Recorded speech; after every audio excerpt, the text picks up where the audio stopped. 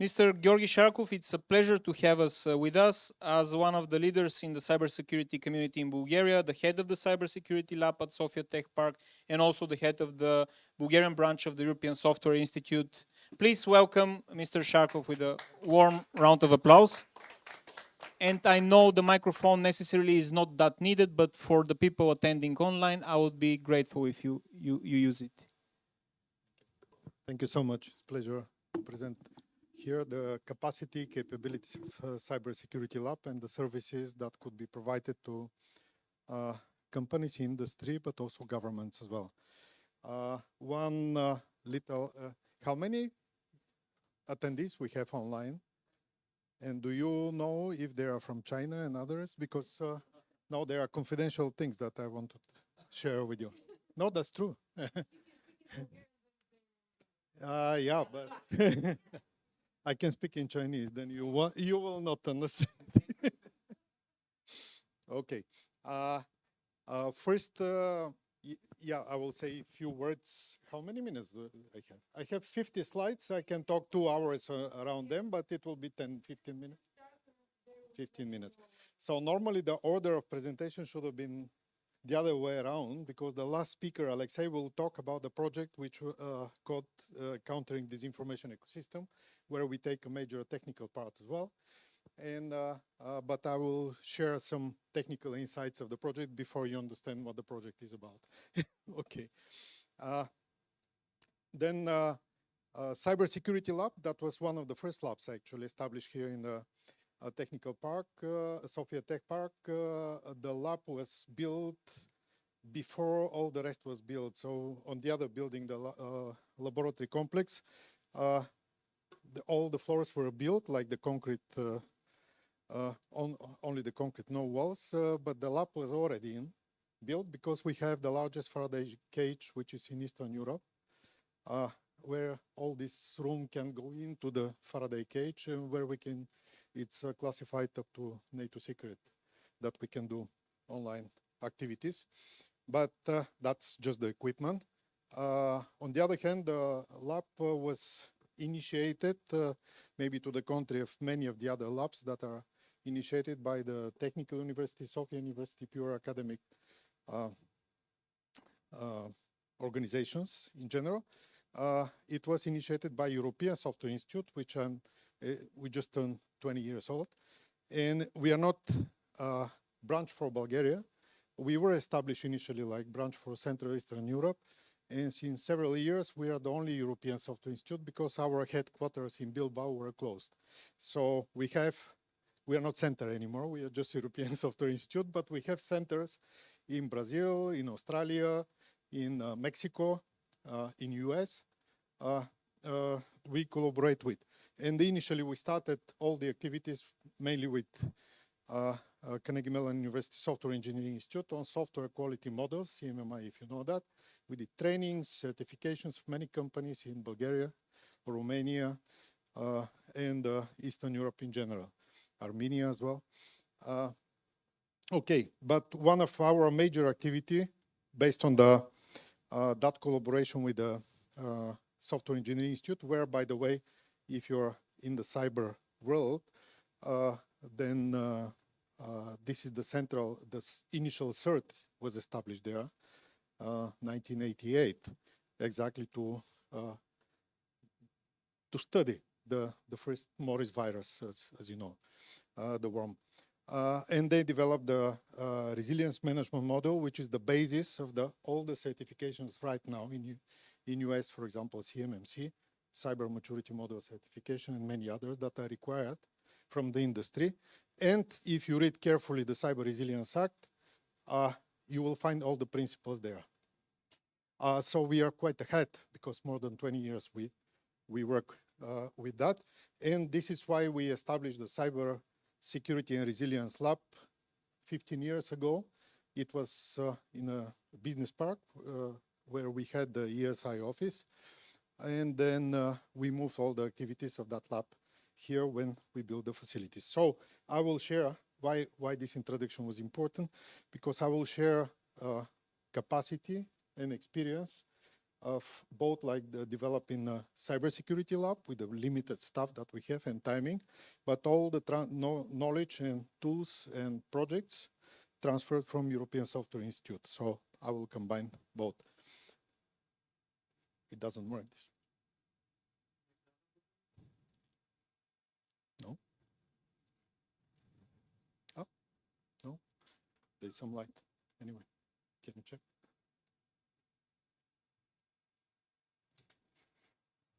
May I ask any of the remote participants that they can switch my slides? If you are good hackers, you should be doing. Okay. Somebody was doing that online, right?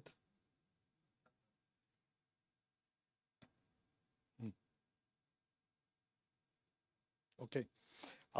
So after this introduction, actually, just why exactly this year is like 2015 when we started building this lab. And one of the main purposes is also to develop services that will be based on the advanced research to be applicable for the industry, competitiveness of the industry or the other service, governmental, e-government or digitalized industry and services processes. However, referring to the business viewpoint, I should remind you, I believe everyone knows Michael Porter, all the models there.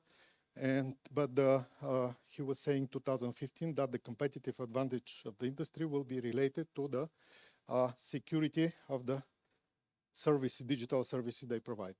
Point. That was the short one. Okay. And then also, just to remind you, that's my favorite quote of John Chambers from Cisco. He was saying back 6 years ago in one of the forums that I was in Silicon Valley, that there are two types of companies, as you know, those that have been hacked and those that don't know yet. And our mission is exactly to study these hidden dependencies or hidden vulnerabilities, weaknesses that would be eventually attacked. It's more than zero-day attacks that we are working. Okay, this is how we join the activities. And the mission, okay, to study the weaknesses, information, but of different type of information systems. Actually, the important thing is, okay, develop innovative models. I will name it shortly in which areas that we are working in. First of all, the architecture dependencies of the complex system of systems. So this means all the digital systems in the modern world, digitized systems, which are interconnected, interoperable each other, and with dependencies that they do have. And if you recall the Cyber Resilience Act, there is a reference there to the supply chain or value chain. Actually, they name it supply chain. I will show a picture of the value chain where you have all these dependencies, digitalized or digitized dependencies between the different players on the supply chain. But there are additional external services in the supply chain for all the companies, especially SMEs, that are, we name them in the resilience management model, external dependencies, and actually they are the major source of the modern attacks. So by applying this complex system of systems approach, we study this type of dependency, that's the research, and critical dependencies, try to prioritize. You remember the SBOM as a tool, software bill of materials, anyone? You know? You heard? Good, at least one. Okay, this is required actually in the Cyber Resilience Act to maintain this SBOM is dependency, okay, one common repository of all the software components that are used in any enterprise or in any complex system, both like open source or custom developed, own. And the main thing is that there you have the so-called dependency graph between the services they provide to each other or to the external world. And based on that dependency graph, actually, at the end, I will show you how we visualize and what's our project to trace exactly the hidden dependencies in the supply chain. But okay, that's the general research topic that we have. So we study vulnerability and threat modeling in this kind of complex system of systems. And of course, following different standards and methodologies on that, and participating development of some of the standards. So I'm in a technical committee cyber and technical committee securing AI or secure AI at ECIH. So we develop part of the standards there that are related to the implementation of Cybersecurity Act, the certification schemes, and the AI Act with the trustworthy AI. So we have pilot implementation of some of the standards here, especially on IoT security, which is not yet implemented as a certification scheme. It's a European standard harmonized EN 303645, which I participated in the development, but now we have different extensions on that.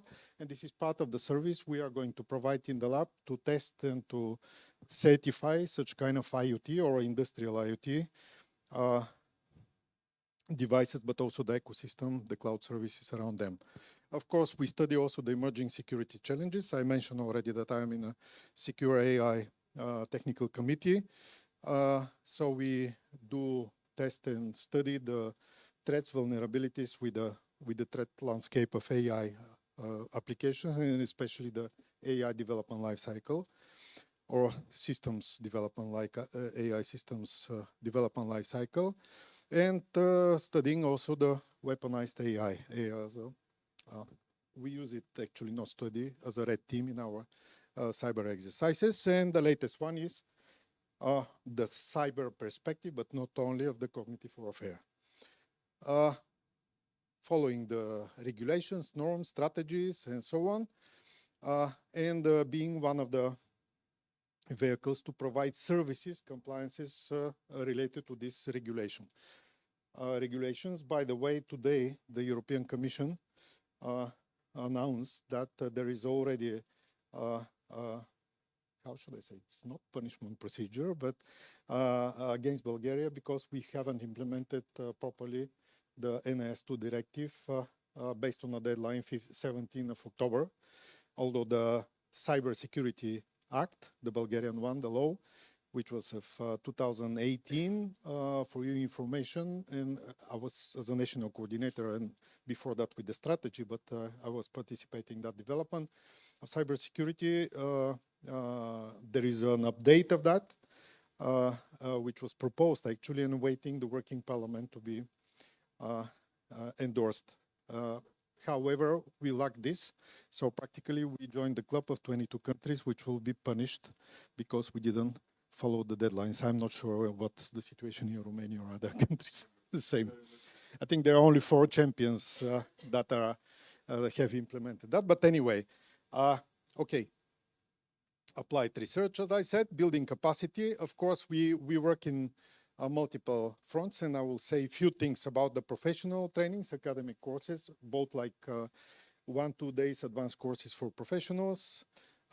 Some of you, like startups or companies, might be interested in that, but also at the different universities, some academic courses that I will say the titles in a minute.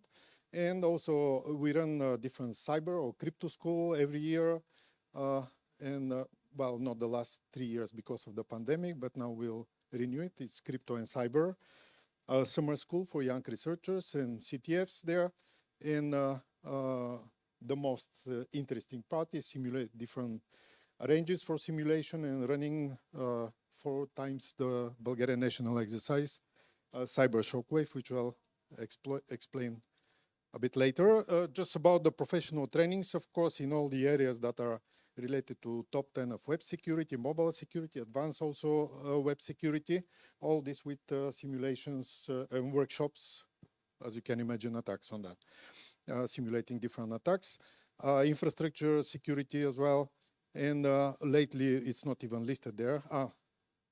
Yeah, cloud services, we put it at the end. We do have this kind of trainings. And at universities, we have cybersecurity and business resilience. I teach at 3 universities that. And for master courses or elective courses, active information security and Sophia, faculty of maths and informatics. that's the only exam, the only course at the university which has entry, not exit exam. Okay, and it's not hacking, exactly. Okay, and also software quality management, as I mentioned, is from the very beginning, more than 14 years already, based on CMMI software quality models.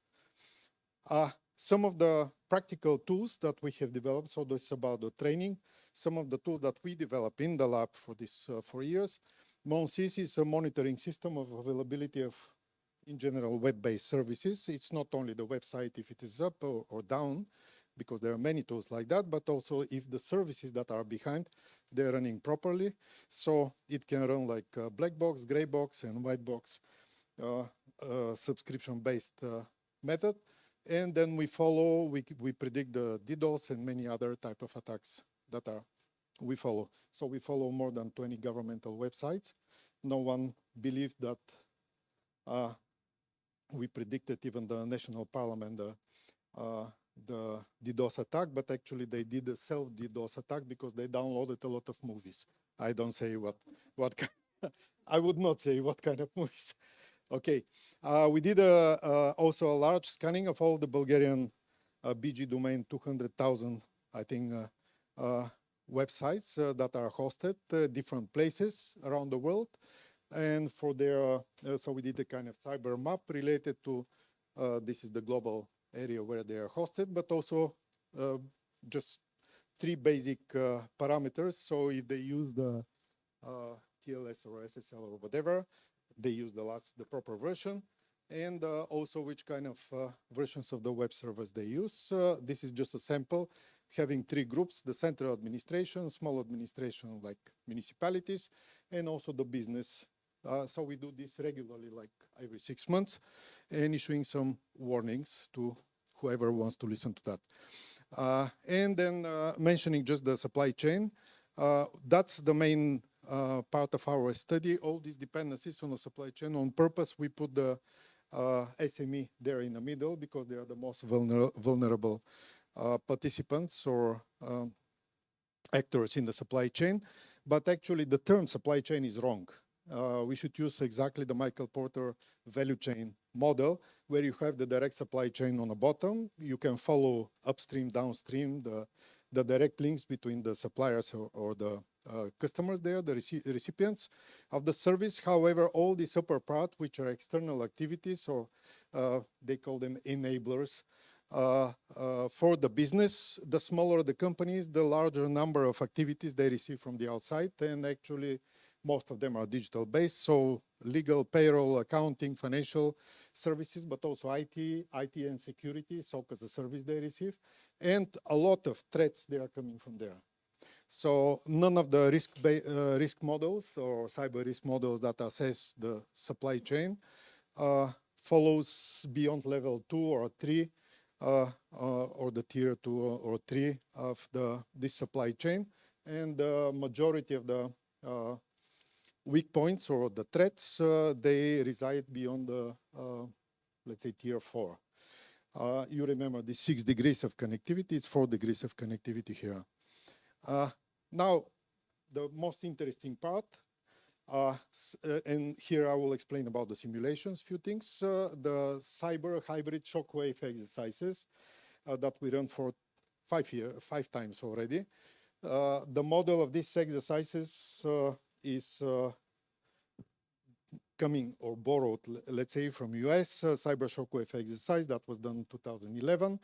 And if you remember Die Hard 4, if you remember that, the last Bruce Willis series of the sequel of Die Hard, all the country, all United States, or actually the North America, all the continent was blocked because in 4 hours because of this chain reaction of the different critical services and infrastructure. That was the cyber shockwave exercise, but just as a tabletop in US. So what we try to do is to follow that model, but focus on some critical or essential services or critical infrastructure and to simulate from small incidents how you go to the national crisis.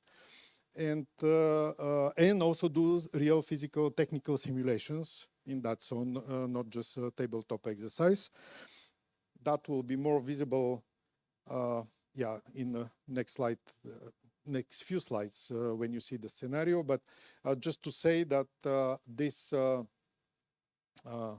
type of hybrid exercise is in many aspects. First, one of the purposes was to exercise or to validate actually the collaboration between the industrial technical partners that run normally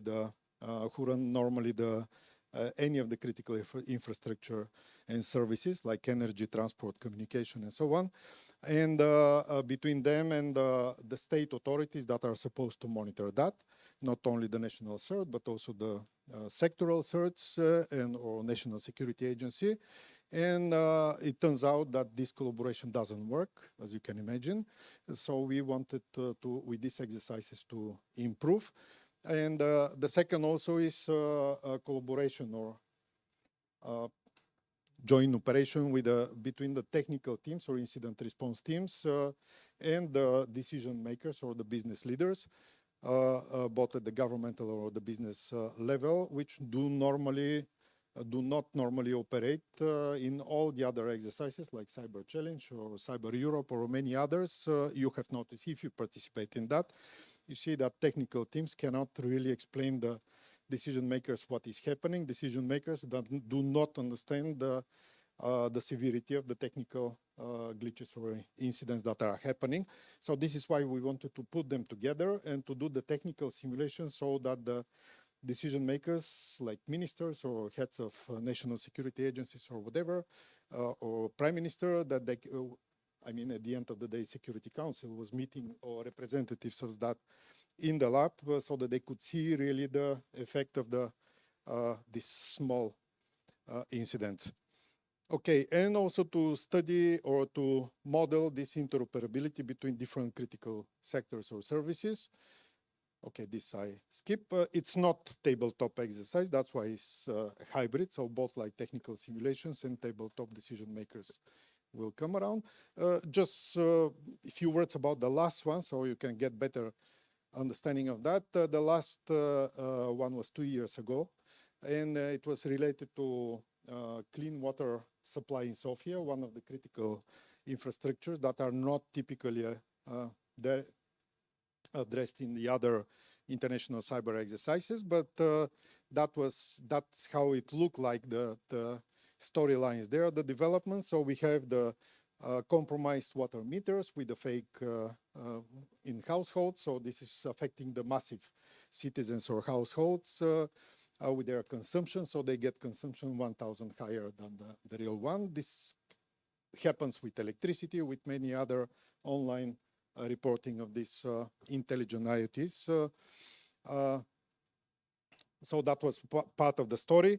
The second line was related to water quality in you see that in Sofia with the sensors and the fake results, falsified results of the sensors, that people get water poison in waves in Sofia. All this is simulated in the environment there. So practically we simulated both like the SCADA and what is that? The customer water quality information system for the citizens that are run by the provider of this clean water in Sofia, Veolia. So with their collaboration, of course.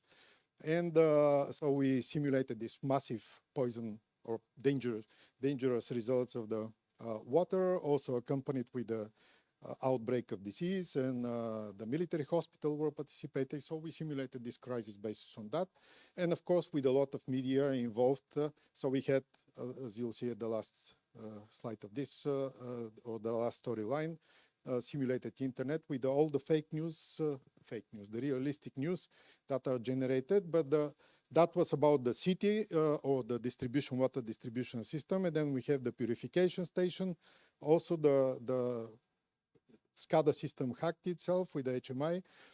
All that was simulated in the lab. So as I said, we have both like tabletop, internet, whatever is published on these different, more than 20 different websites or news or blogs that we model, but also we have the physical devices that are controlled by the simulated SCADA system. So you have valves that are stopped, water leaking, cameras that are faked, and so on. So there are more than 30 different technical glitches or simulated attacks or compromises of different devices in order to simulate the complex scenario. As I said, the battlefield, so we go in direction of all this STRATCOM line to become the main focus. So part of the cognitive warfare simulation exercise will be in that direction, but again, having physical simulations. So we had the falsified satellite images and many other reports here. And the national cyber picture. So this gives the complete, let's say, situation, following the situation in the environment. The previous exercises, they were related to the panacea, the vaccines, or the outbreak of false positive results of COVID during the pandemic. And the previous time in 2 waves, we shut down the port of Varna with the fake signals and many other things with the mobile cells as well. Operators simulated. All this is realistic. And the very first one, we shut down all the gas stations in Bulgaria, providing fuel to the citizens.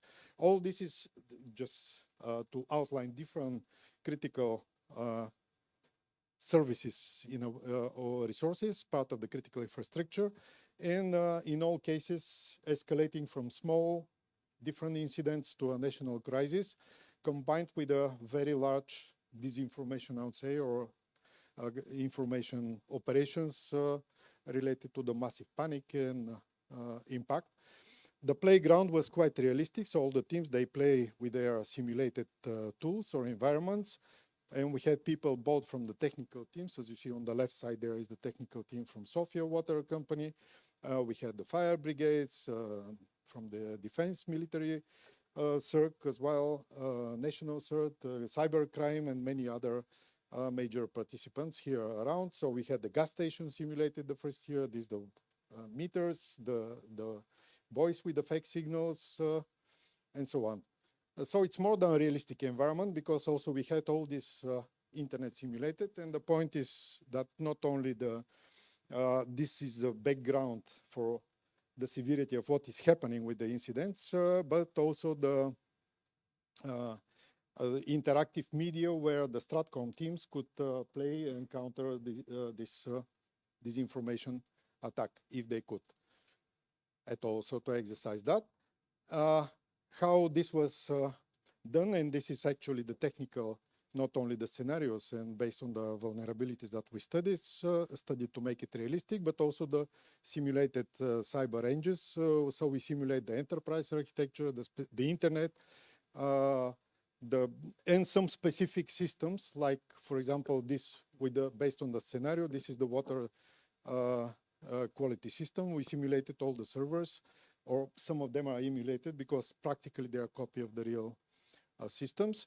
And to extend this cyber range capacity, we did also federation with the previous project we run with many partners, including Defense Institute, ICT, and many others from Bulgaria, Telelink as well, but 20 different European partners, how we can federate different cyber ranges so that we can do more interesting scenarios or more meaningful scenarios and realistic platforms. And this project continues now with the next acting, which is coordinated by the Defense Institute. Last thing that I mentioned, I will say about the research, the technical tools or the technical platform, analytics platform, to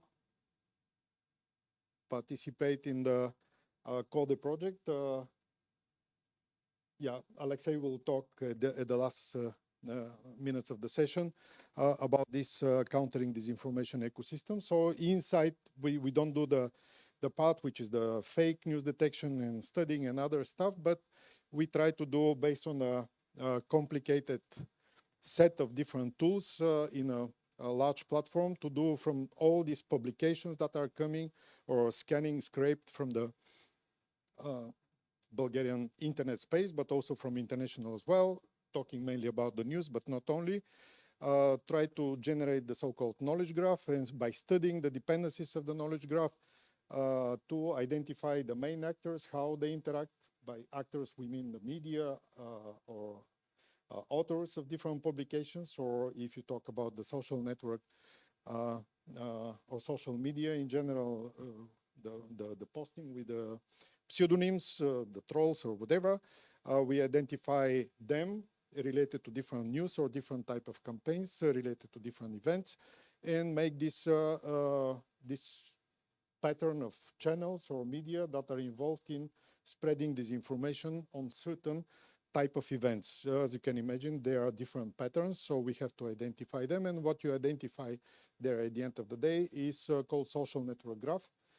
It's nothing to do with the social networks or social media. Social network graph is just knowledge graph that is connected. Connections are only between associative links between the actors, or one type of nodes, for those of you who know. And the story is that you need a lot of visualization tools, because those graphs are with millions of nodes or edges or links between them. And part of the analysis is also visual analysis, when you see with different mechanisms or different analytical methods, like different degree centrality, between centrality, and many others, so that you can see how the actors are grouped. And visually, as you see at the last their illustration, that you can see the grouping, dependencies, and so on. This is very shortly. So we did this analytical platform already. I skip all this, of course. Yeah. And yeah, maybe that's the complexity of the platform, many tools. Here we have a challenge, because there is open area for visualization tools, for graph analysis tools, and some of the startups we expect to be able to work in that direction, because the rest of the platform, including scraping and crawling and other things, data, this exists. And the other challenge is related to using AI methods like NLP or many others, chat BG or whatever, or BG chat or GPT, cannot solve that problem to make entity extraction or relationship extraction from the news and the media, so that we can have connected knowledge graph. Those are challenges that we expect some additional forces to contribute and plug it in the system as well.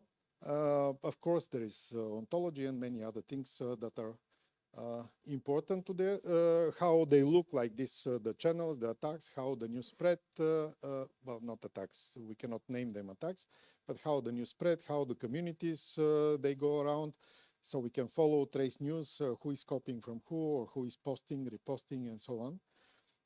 That works, so those are just different illustrations.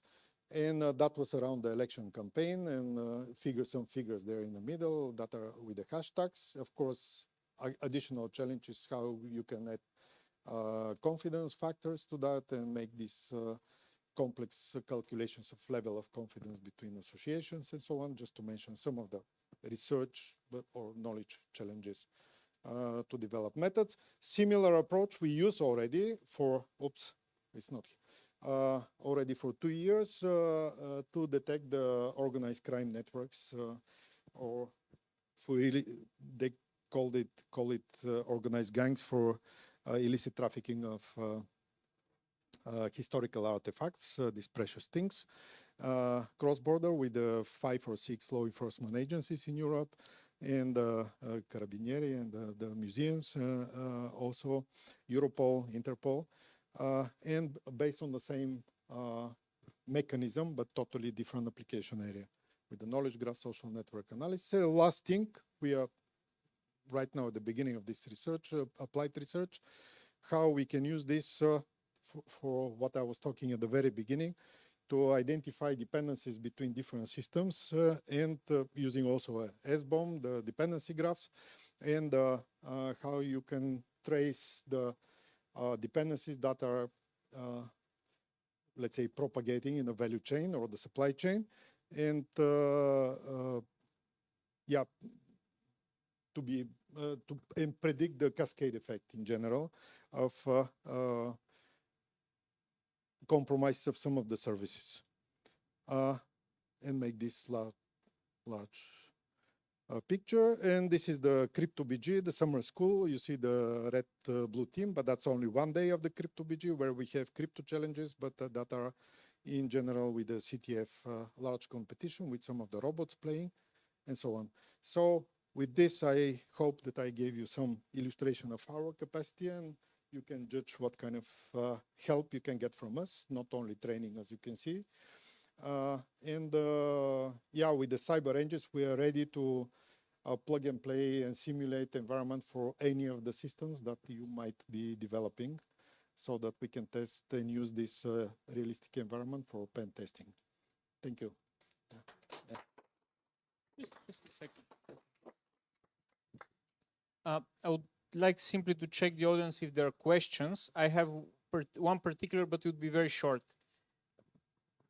Would you be able to confirm that the laboratory, the cybersecurity laboratory, would be available for small and medium enterprises to apply in front of the ministry? I'm looking for its logo, the Ministry of Innovation and Growth, to apply for basically applied research. From what I know, they just opened up a program which provides for the following opportunity: to receive a grant up to 30,000 leva, and this grant to be used in order to request for services of laboratories like yours. That's a bit different what you say, because in there, this is this renovation plan or whatever, reconstruction plan. It was foreseen they get vouchers for security services.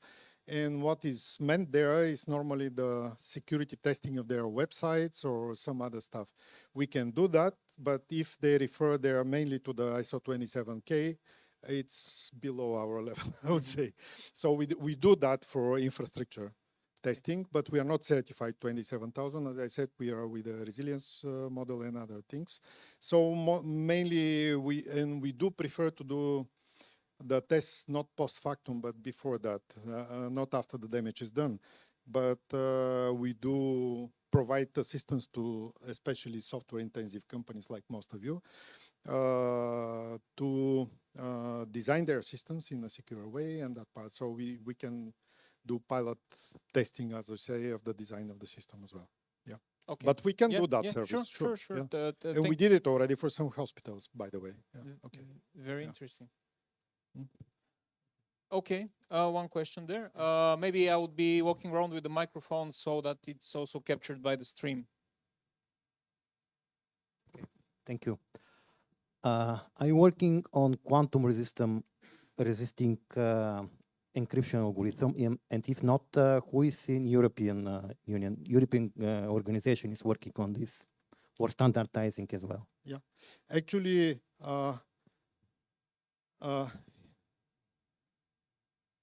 it's called Quantum Secure Cryptography. QSC is a group under our technical committee, Cyber, at ECIH. So you have a lot of cryptologists there. I follow that work. I am cryptographer, but from the standard way, not the quantum safe cryptography, but we follow that. And there are three methods practically that are eventually to be used. As you know, elliptic curves are not anymore. And the extension of RSA, what is that? The other one, lattice-based cryptography that we tried actually in this crypto school for 4 years. All the researchers, advanced researchers in lattices, they were presenting there, so we were hacking their solutions eventually. So those are the methods, but there are some reports that are not confirmed yet, but the providers of industrial solutions already, quantum safe cryptography, which I don't believe they are certified because there is no criteria to certify them yet. Yeah. Because, Americans working on standardizing this. Yeah, we know that. We follow. We had people from NIST actually in that group, and not only, and Catholic University Leuven, Bart Prenel, and those guys that are working on it. Yeah. Okay, thank you. Okay. Thank you very much. Again, a round of applause for Associate Professor Sharkov. You know where to find him, right? It's just on the other side. But don't come with your encrypted computer by some ransomware. because several people, they came here. I have this device, by the way, not Petya. You remember not Petya? Yeah, Uh, 2017. So we served one of the largest company. I can mention the name, Senguben. It's only in Bulgaria we managed to recover their servers, while in the central and especially Rotterdam, the port of Rotterdam, they couldn't. So we saved some data for them. Okay. So we have a Bulgarian among us that is world renowned in terms of the fact that he's leading he's a lead at the NATO test center, and I believe to be in this position you do have certain reputation and recognition before that, but I would give the opportunity for Mr. Borislav Bankov to present himself, who is the NATO Test Center lead. Please welcome Borislav in front of us. Right, I wouldn't say world renowned, but I try to make my ways. I had a couple of slides. I don't know if you received them or. Okay. We'll fix that I thought it might be- very fast. might be Don't worry. easier I will. Yeah. So thanks very much. I will present today the opportunities that startups have to apply for the so-called Defense Innovation Accelerator for the North Atlantic. That's the Diana initiative, which is a fairly recent initiative by NATO. But if you put it on the slides, I can. All right. Sure. I can give you some background in. There we go. Okay. I'm not only representing Diana today. I'm actually representing Sofia University, which is a host institution in Bulgaria for the Diana network, and more specifically the GATE Institute, which is a center of excellence for big data and artificial intelligence. We're 5 years old. And can I use this or? All right.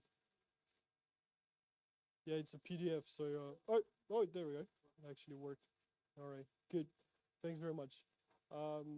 Well, what are the Diana objectives? So in 2000, I think it was 2016 or 2017 at NATO, there was a consensus already forming that we are lagging behind our geopolitical competitors in terms of how we actually connect innovation to the security and defense field. So we realized that in comparison to our geopolitical competitors, such as, for instance, China or Russia, regardless of anyone listening, I can say that they are actually have integrated the innovation, the technology development inside of the military circles and inside of the ministries of defense. Here in the Euro-Atlantic area, obviously the main driver of innovation is the private sector, right? So obviously we cannot really centralize our states again, but what we can do is try to create an ecosystem whereby the ministries of defense, our ministries of defense, the broader security and defense field actually extends a hand to the startups and to the entrepreneurs, the investors, and the private sector more generally, so that we can collaborate and create the so-called dual-use technologies, which have both a military and a civilian application. So it worked before, now it doesn't. Okay. So much for my world renownedness, huh? Anyway, so okay. So what's a dual-use technology, right? Dual-use technology is essentially, I often give the example of a better surveillance system which can be used, for instance, at the Black Sea, right? So the Black Sea is obviously influenced by climate change. So those kind of surveillance systems, they can survey how the climate changes both the animal life and the plant life inside of the Black Sea. But the same type of technology can actually serve to have an early detection of any mines or any other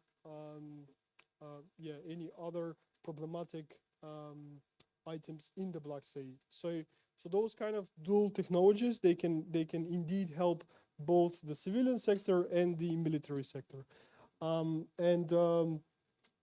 Every 3 months, the International Secretariat by NATO, they publish the so-called challenges to the innovator community, and any startup and any company can apply for those challenges. So a challenge will be, give me a better solution to survey the Black Sea, right? So that kind of challenges, they're published, and any startup can apply. Once they're in, once they have successfully been entered into the program, they have access to those kind of infrastructures that you see on your screen.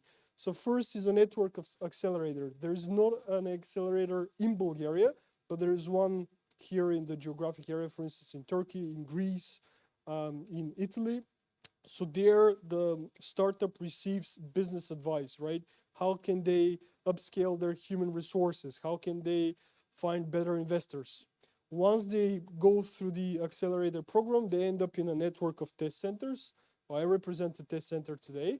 And once they come to us, we can test, evaluate, verify, validate their technology, their data, their scenarios, so that they can receive essentially a technical roadmap of how can they increase their technology readiness level. So for instance, from a prototype, they can reach a better product.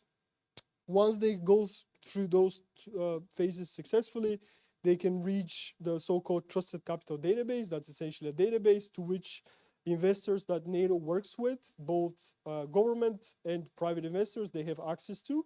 And essentially because those two companies have gone through the due diligence process in the first 2 phases, those investors feel more comfortable to actually invest in those companies. And finally, some of those technologies, we still haven't actually operationalized that final part of the Diana network, but the rapid adoption service will make sure that the end users have access to the most critical technologies that we find inside of Diana. So here at the Gate Center, as I said, we are part of Sofia University.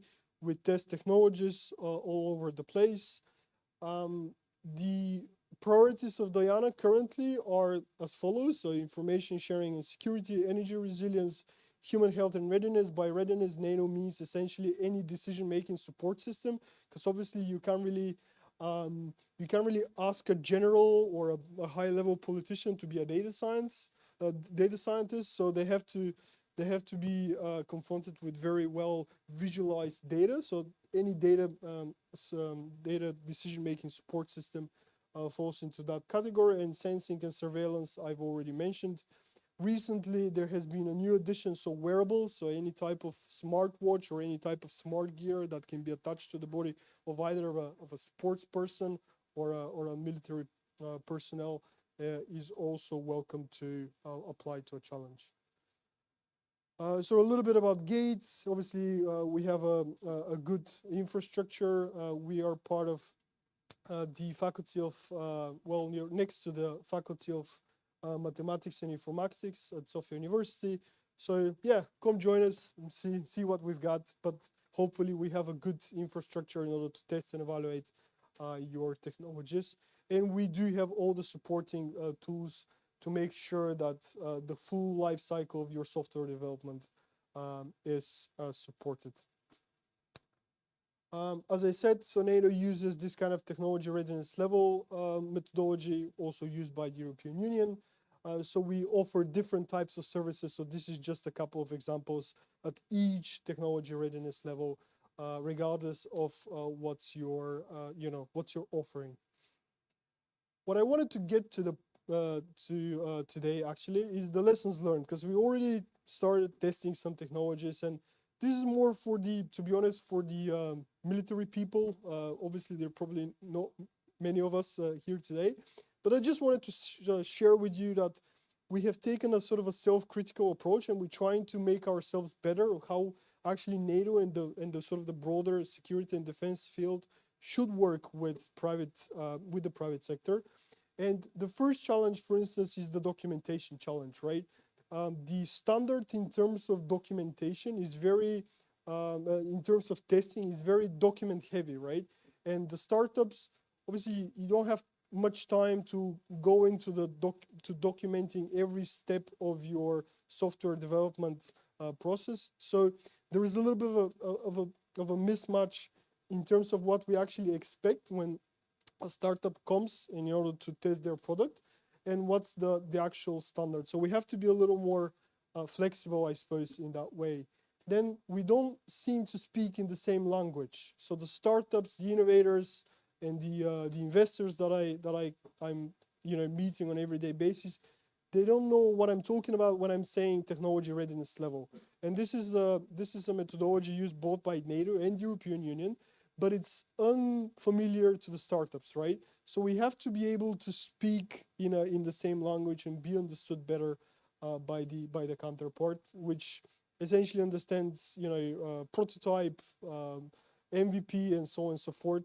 So we have to make it a little more flexible in terms of what kind of language and keywords we actually use when speaking to the private sector. AI and data related challenges. Obviously, AI and data are very pervasive technologies, so they can be both used for better sensing and surveillance, but also for hypersonic rockets, right? And those type of products, they actually have a different expertise behind them.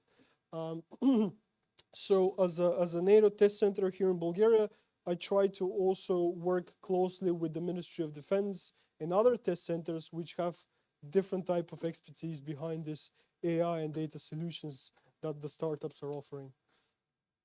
Anyway, there's a standardization challenges, but I'm not going to bore you with this because that's a very NATO territory.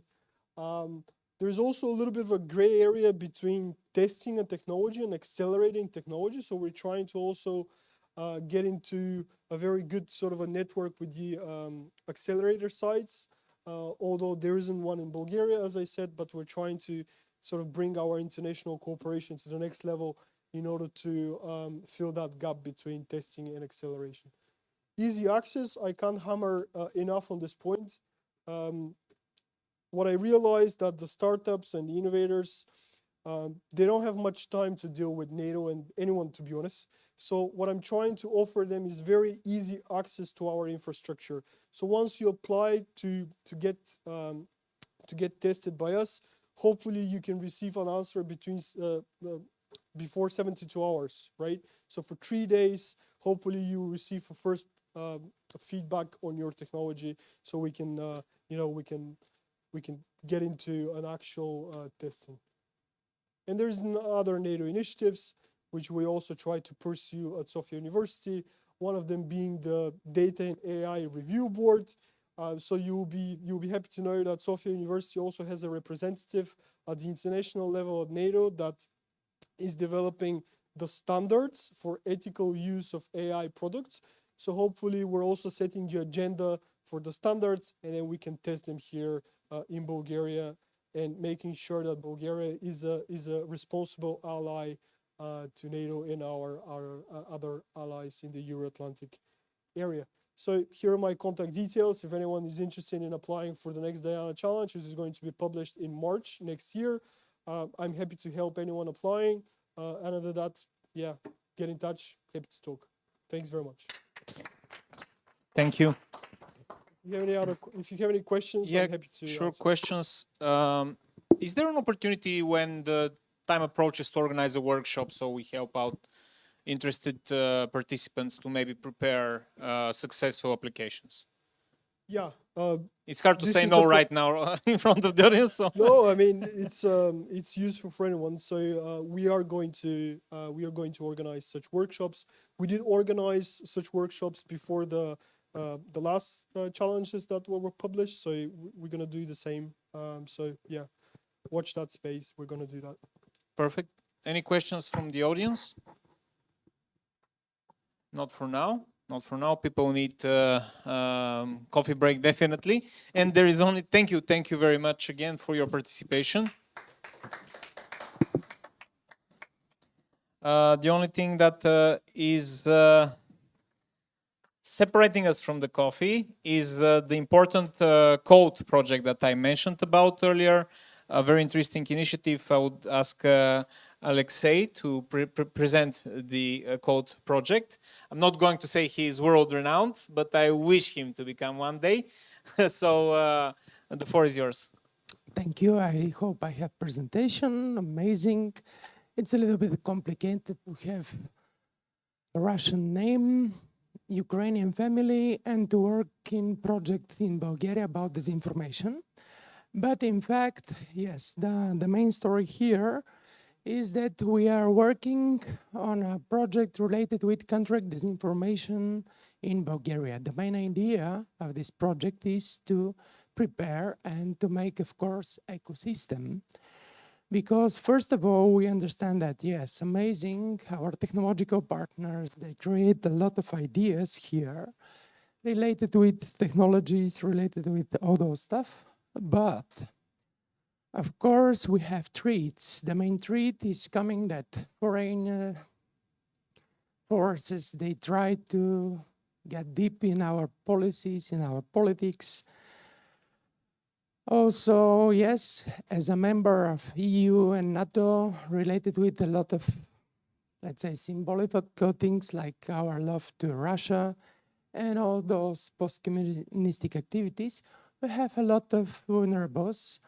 Of course, disinformation activities they're facing, it's not necessary to talk about disinformation. It's easily, you can see it everywhere around us. What is the main idea here?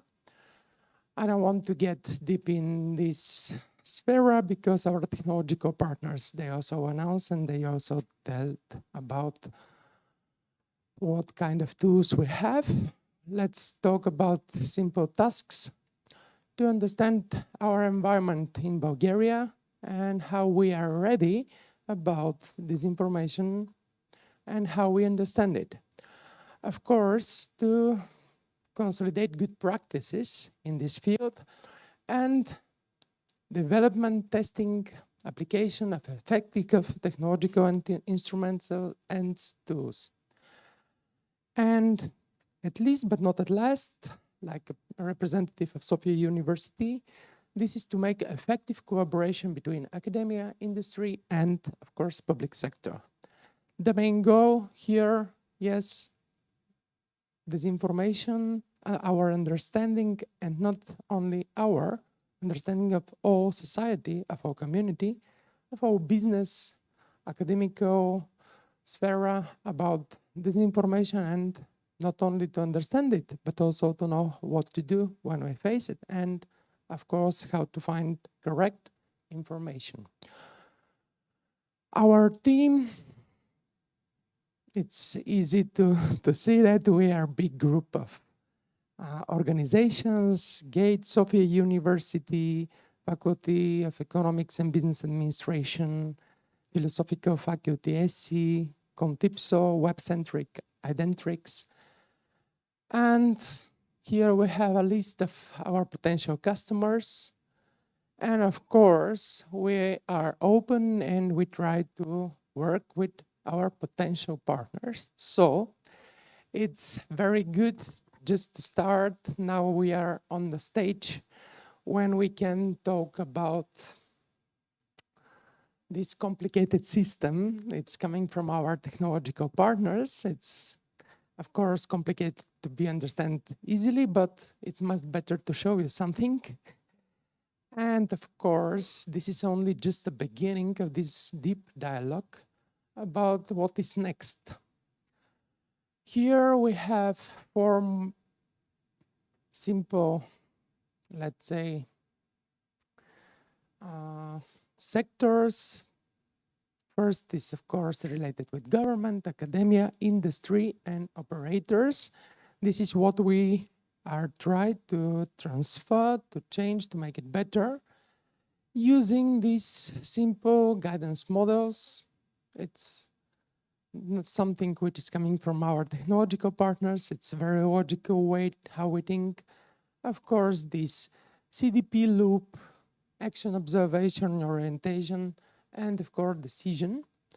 And second, of course, parameter of CDP. I will not go deeply. Let's talk about our stage now.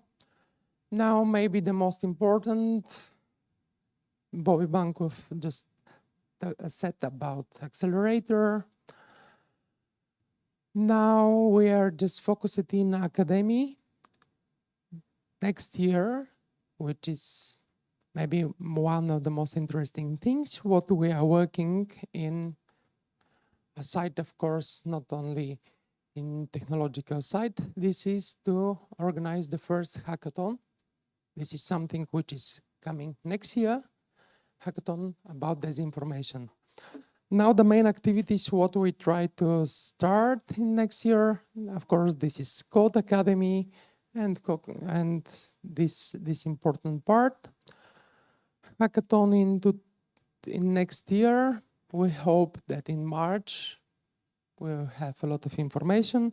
Now we don't have so much information to share publicly because of the specific topic of this project. And let's say what is coming. We just finish this stage. Now we are on this stage, and till the end of project, we hope that we'll get this stage. And to be on the last stage, it's important to have including or to have representatives from our community to make sustainable society. A lot of elements, a lot of information. I hope that this is just the beginning of this dialogue. Here is my contacts. And also you can enter and you can reach all our partners. As you see, we are a big group of organizations and we have a lot of things to do. So this is simple presentation. I make it as simple as I can because I know that next in shadow is coffee break. Thank you for your attention. Do you have any questions? Please. Sure, yeah. Questions from the audience? By the way, if Gabriela later on, earlier there was a question online. We are streaming in YouTube, Facebook, and LinkedIn, but I already responded. It came a bit after the panelist completed his speech. So if there is something new online, let me know, dear colleagues. If not, let's have a coffee break for. Is 20 minutes okay for all of you? So you can have some fresh air, you can walk a bit, exercise. So okay, so we convene again at 4:40 exactly, in actually 19 minutes from now. Thank you. Thank you.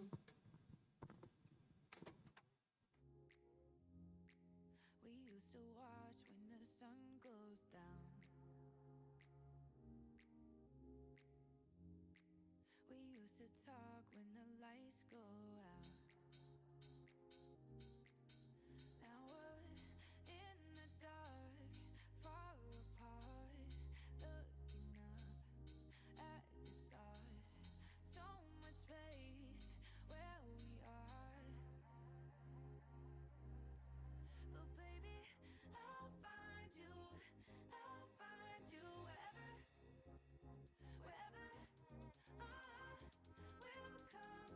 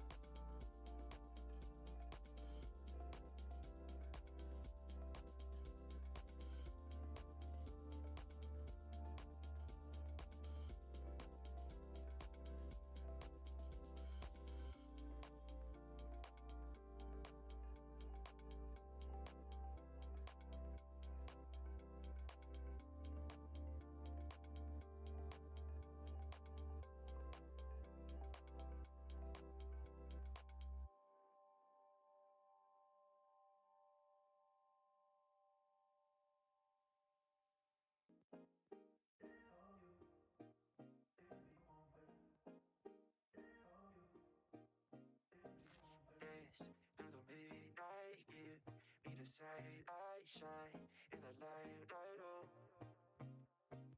Act in the movement, flow round the room, then you got me shaking, oh. Like the way we dance in place, you got me melting up. Then baby, you fine, fine, fine. It's not up for question, I'm losing my mind. You keep me guessing, search the whole damn world, won't find nothing quite like you. Then baby, you fine. Then baby, you fine, fine, fine.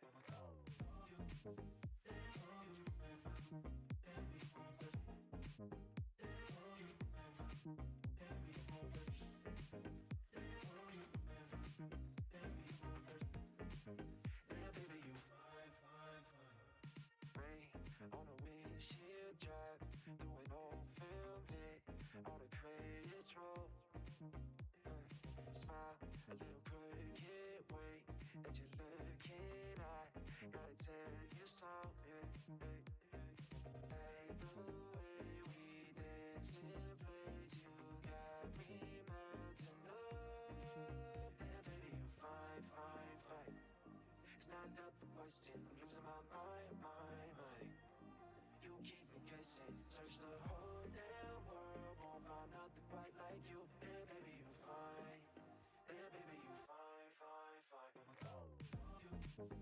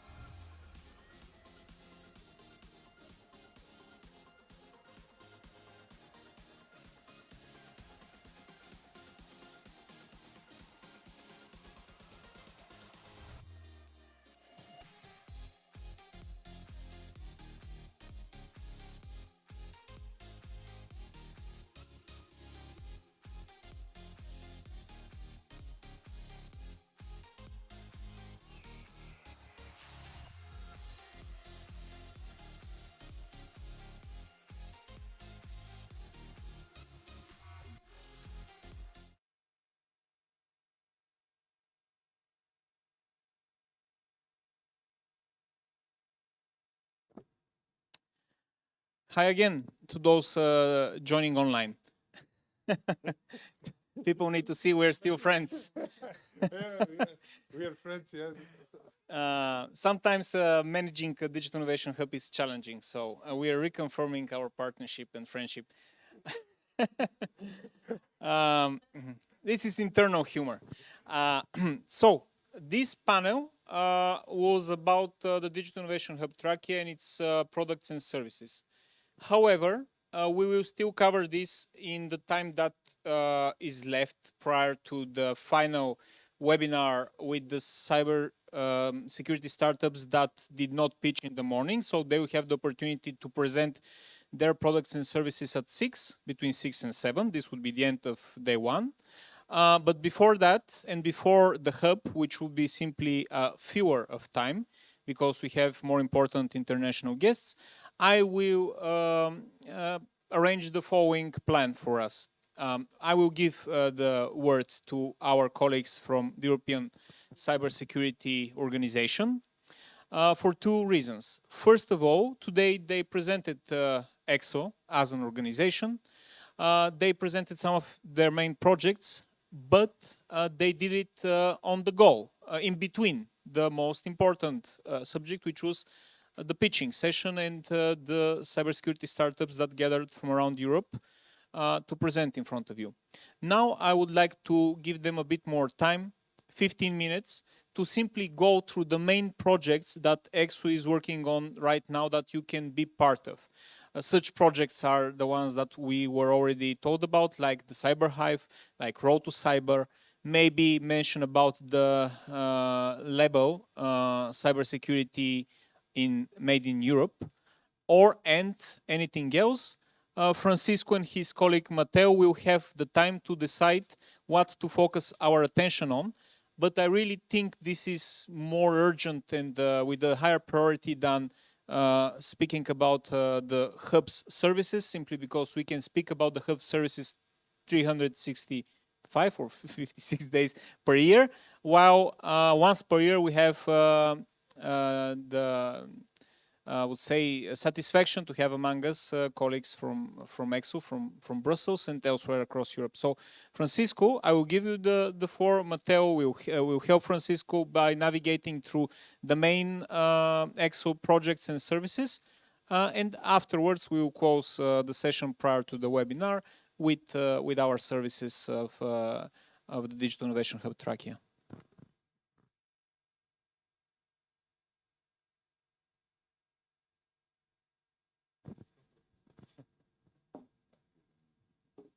Okay, thank you. Thanks a lot, Christian, and thank you, everyone. So indeed, so bear with me a bit. This is an improvisation, as you've figured out, but we will try to give you a bit of an overview of EXO, and I'll focus mostly on CyberHive, the platform I mentioned a bit earlier. Because I think it's the most interesting maybe for the startups that are here.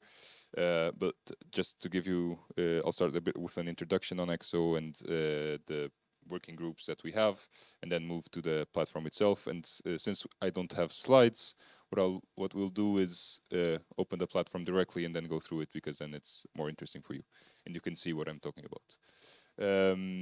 And Road to Cyber as well. So very briefly, EXO is the European Cybersecurity Organization. We are based in Brussels. We're around 25 people at the office. We started in 2016. And until 2020, we were in a public-private partnership with the Commission. So it was an organization started by the Commission, whose objective is to represent both the public and private ecosystem or industry in cybersecurity at the European level. So we have as members cybersecurity agencies, regional authorities, administrations, universities, etc. from the different countries. But we also have large companies, SMEs, investors, research organizations, and so on. We really try to have members from all over. We have around 350, 360 members from all around Europe. This number keeps changing, so I can't give you the live number, but that's the number of members that we have spread across these categories and across the different European countries. The goals of the organization are to support digital resilience and strategic autonomy. Those are the high-level goals, which mean a lot, but then don't really mean much. But in actuality, we have 5 working groups that work on different topics, such as market development is the one that I'm working on. This is, again, big word. What it means is that we work with investors, startups and SMEs, large companies, associations, clusters, and regional authorities to try and support the development of the European cybersecurity market, and specific with a focus on, let's say, startups and SMEs, but also the local ecosystems and the local regions and municipalities and their ecosystems, such as we're doing here with ЕЦИХ Trackia, with events such as these that we do also with the ECCC. Other than this, we have very specific initiatives, more at the European level, let's say, which is a big focus of our activities to try and bring the local to the European or the national to the European, be it through webinars, networking opportunities, etc. Because again, it's a European community. So we have European investors, we have European CISO community, and the best way to go European is to interact and to network at the European level, right? So that's also what we do there. But other than that, and the policy side of activities, with which I briefly mentioned that we also have, I mean, you can see the organization has a very broad scope, broad role. We have activities also on the skills side with Road to Cyber, Women for Cyber, and Youth for Cyber. But we want to focus mostly on, right now, I think the best thing is 3 main activities, which is Cyber Hive Europe, Road to Cyber, and the Cybersecurity Made in Europe label, which was also mentioned by Christian. So on the Cybersecurity Made in Europe, just because it's the most straightforward, this is a label that we give to companies based in Europe to give them more visibility when they pitch, so they can take it to events and have this logo that you can see. We make posts, so it's really kind of a marketing tool to identify European solutions, and with our community, it resonates with them to say that, okay, this is a European solution, so we're supporting European businesses, and it's an identifier, really. So you can get this label through one of our partners that issue the label in the different countries. We have a list on the how to get the label side of the partners that issue the label, and you really just send an email. You'll have to fill in some information, some form as a company based in Europe, and the criteria are the ones that you see here. So no majority ownership, control outside of Europe, and I think you can see it. And Europe as a primary place of business, etc. So if you fit this criteria, you can reach out, you'll get this label, and it's, let's say, for the money that nowadays is paid for LinkedIn and other marketing communications, this is a great deal, in sense it's 300 euros simply for a year of the label, and it's for sustainability purposes.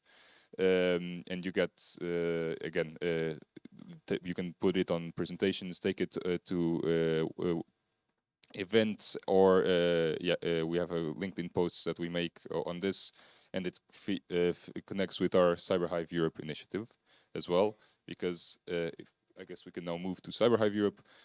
That's where you will also get tagged, toggled there if you have the label or not. So on Cyber Hive Europe, what is it? It's also within this working group on market development. It's a digital marketplace. That's the word for it. It is a place to, as I mentioned before, promote your solutions and your vendor profile. And it's based, the criteria to get in are the same or similar to the ones as the label, so it's for European solutions, right? So that's only European solutions are here. And if we go to the vendors page, for example, this is more or less how it looks like. So for right now, it's I think the platform launched earlier this year. I can't give you the exact month, February, March, around, and we're reaching out to get more people in. Right now we have 70 vendors. I mean, if we can filter through them in country, market applications, or vendor status, and this, if we maybe just Aikido security, if we open that profile there, It gives you a bit of an overview of the solution when it was founded. It's in Belgium. Again, it has a cybersecurity made in Europe label. In terms of gender balance, we can see it's maybe not the best company, but then we have a description of the company that they do. You have, and links. If we go to the solutions page, it's a very quick overview of how it looks like. You can open maybe any there. Then this is how you promote the solution. So you're a company that offers, let's say, your Clavister or Outpost 24 offers the solution. It identifies it against a taxonomy based on NIST 2 that we kind of tweaked to make it more on the ground, on the market level. It describes the solution. You have the website. Again, it's a labeled company, when it was founded. And if we go down, then there's details on the deployment mode, the market applications, and available through direct sales, etc. So this depends on, there's more information to be given. So maybe if we go to before AI, for example, I think they gave some information, the pre-crime attack, or this one. It gives you information on the pricing model. If you go further down, okay, there's different criteria there, the integration, the support that's given, the languages that are available. It depends on the company to give as much information there as possible, because then the CISO or the end user will want to see it, right? They want to see as much information as possible. And something we're trying to do is set up a review system so that the CISOs themselves can also review the solutions and give like some descriptions on the interaction with the company. Something else we're doing in the platform is to have investors there. So there's an investor page. This was just launched, so we have only 2 investors so far, but we're trying to integrate all the investors in that we have in our community. We have around 15 cybersecurity focused investors from all over Europe, but we have contact with other GPs and other investors that are not necessarily just cybersecurity focused. Again, this is still very starting, but if you open maybe Origa or JD Ventures, the investors will have as well a bit of an investor overview with more information then on the funding that they're offering, the seeds and the rounds that they're looking to give, and etc. Right? So this is our most recent, one of the 2 most recent projects that we're trying to engage investors here so that they can put as much information as possible. And then also on the vendor's profile, we'll have the type of funding they're looking for, and we'll make directly between let's say, the funding that the investors are looking to give and the funding that the companies are looking to get, as well as let's say, the taxonomy area. Or product category they're looking to invest in, and then the investors will be able to see, let's say, a list of X companies that they might be interested in, and it will help them in seeing, let's say, that one of these companies was pitching in this event. They would have seen it in CyberHive. Okay, I'm interested in this company, so maybe I'll go to this event. We're looking also at ways to integrate it with the events that we do, such as this one. Last but not least, we have so a lot of things are available here. We have a community page with events, articles, and etc. But I want to focus on the matrix, because the matrix is the quadrant that we have to rate solutions. And we did a first try on SOC solutions. So we would have to have filled the form and be on the platform to be there. And the matrix is really, if you know the Gartner Magic Quadrant, it's an attempt at doing this in a way that's focused in Europe and isn't based on the money you pay to Gartner, let's say, in a very straightforward way. So it is built with our CISO community, with the SMEs and startups and vendors that are involved with EXO and with CyberHive and with the investors. So those are the main target groups that we've reached out to. And they have helped build the criteria that we analyze for this matrix. I'm not sure if it's already available on the platform, but here you'll find a bit the overview of the criteria. I don't want to get into that nitty-gritty detail, but you will be able to see it there. So it's fully transparent, the methodology, and we want to build it with you. So if you get involved, we'll ask you for feedback and pick your brains to get this further developed.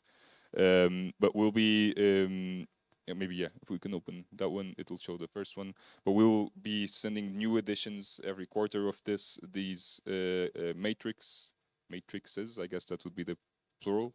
And we'll be reviewing them as well, and we'll go to new solution categories with them to try the process and get a proof of concept, and then bring it out and start to roll out the adoption.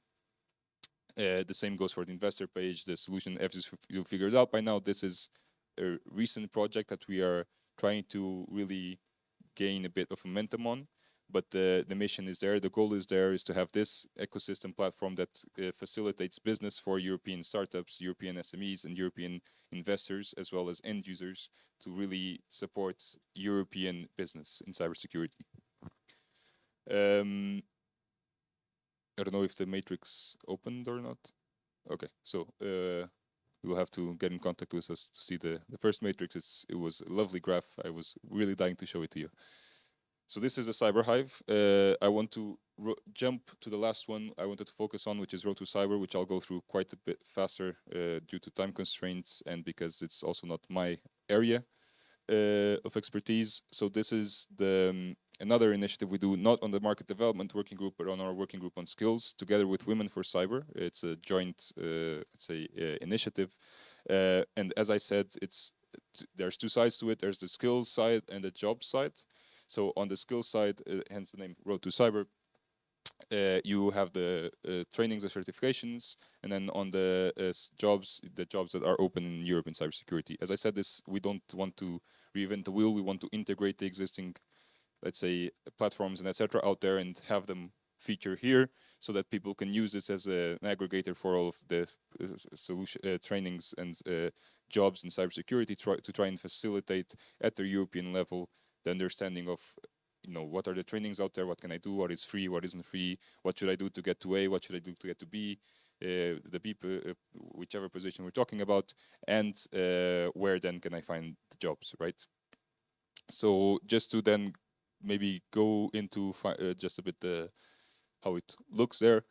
You open the platform, you can have all of these filters to try to filter the training by, and then we have here, for example, ЕЦИХ Trackia already has here a course that is provided, cyber skills, and then you have an offering already there. Of course, this is based on the information that is provided then by the training providers, but we are cooperating with a lot of the EXO members on this, including ISC squared. So we're building the platform jointly with all of these members and Women for Cyber. Lastly, if we go to the job side, then it works in a similar way. It's just you have a description of job positions there. You can toggle them. It's being launched right now, to my knowledge. So we are going to the cybersecurity providers, large companies, etc., and getting them to pitch into this side of the story, and then list their solutions, their job openings there. So that's the concept of the platform. It's still being launched. These are the two main, let's say, projects that we are working, the main platforms that we are working on, and both were launched more or less February, March this year, and they've been going a bit on the proof of concept and outreach process right now. I can't give you exact roadmaps because I'm not the leader of each of them, but this is a bit the overview. And then, of course, if you join the Road to Cyber, there's the talent pool there as well, where you can kind of search for the people that are already there and already go immediately to find the profiles that you want. But again, this is also still under development, and you need to be a company or provider or someone that's hiring to do that. So to get involved, quite easy. You send us an email. I'll get you in touch with the relevant managers, and they can onboard you to the platforms. Of course, you can log in directly to the platforms themselves. Everything's quite clearly stated there, both on the Road to Cyber and the Cyber Hive. You just really need to. The information's all there. If you have any questions, if you want to get more involved with the projects themselves, you can just send me an email. I think we cooperate quite closely with ЕЦИХ Trackia on this, so you can get our contacts through them. If not, all the information that you need is on the platforms, and you can access them and find the contacts there as well. Any questions on this? Shall I give you? It works like that. I want to stand next to you because, you know, we are really following what you're doing. And because I'm doing the innovation ecosystem management, so my brain is working how to connect. So the first thing, we have more than 140 companies in our innovation ecosystem.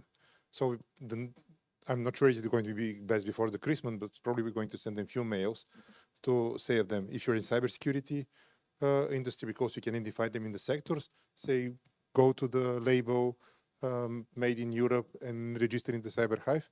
I believe the Cyber One is registered in the Cyber Hive. Yeah, so we have a registered company. This is the first thing. So we are going to cooperate. This is what I'm calling the partnership. The second thing is when I see here the road to cyber. A lot of us are professors in the universities. So I included, and I believe that everybody is going to do it, to include in his final slides of development and partnership in the career, not only the Women for Cyber, but we're going to say in Road to Cyber, because in this way we can promote our university programs, but also we can bring the schools. And I believe this can be also interesting for the municipality of Plovdiv, because Plovdiv is an interesting place, and they have a good university, so more people can find job from Plovdiv and more people can stay in Plovdiv. So municipality, let's think on this topic.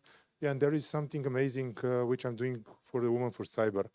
There is a fantastic mentorship program which is going through the Pushfar platform, and it's a Women for Cyber initiative. And it probably can be strange for you to imagine, but I'm mentoring two ladies. One is from Switzerland and the other one is from Germany. Yeah, why not to go more? Because when you're mentoring, when you're sharing, when we're having this DNA merge between the territories, we can become more resilient. And what I wish to say is, you have a great initiatives. You have support in the face of EDIH, and not only us, I believe, here. So not questions, but more like initiative. Let's do it. Thanks a lot. It's great to see the support there, and indeed, this is a co-created effort, right? It's not so I don't have a stake in this. None of us working at EXO have a stake in this.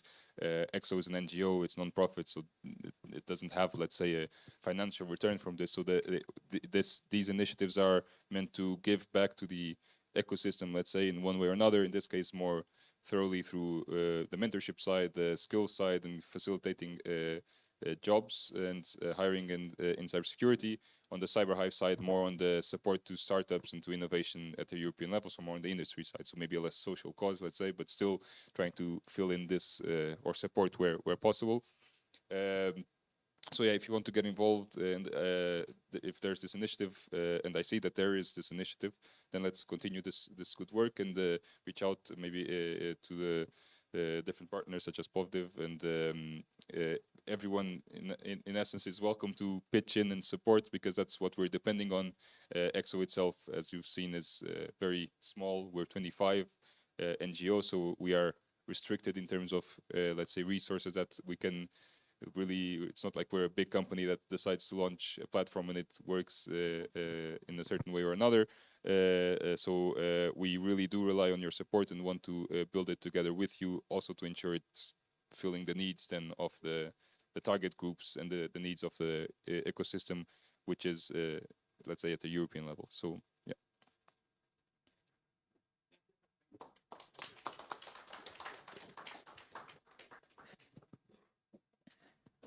So I would like to welcome on stage 3 people,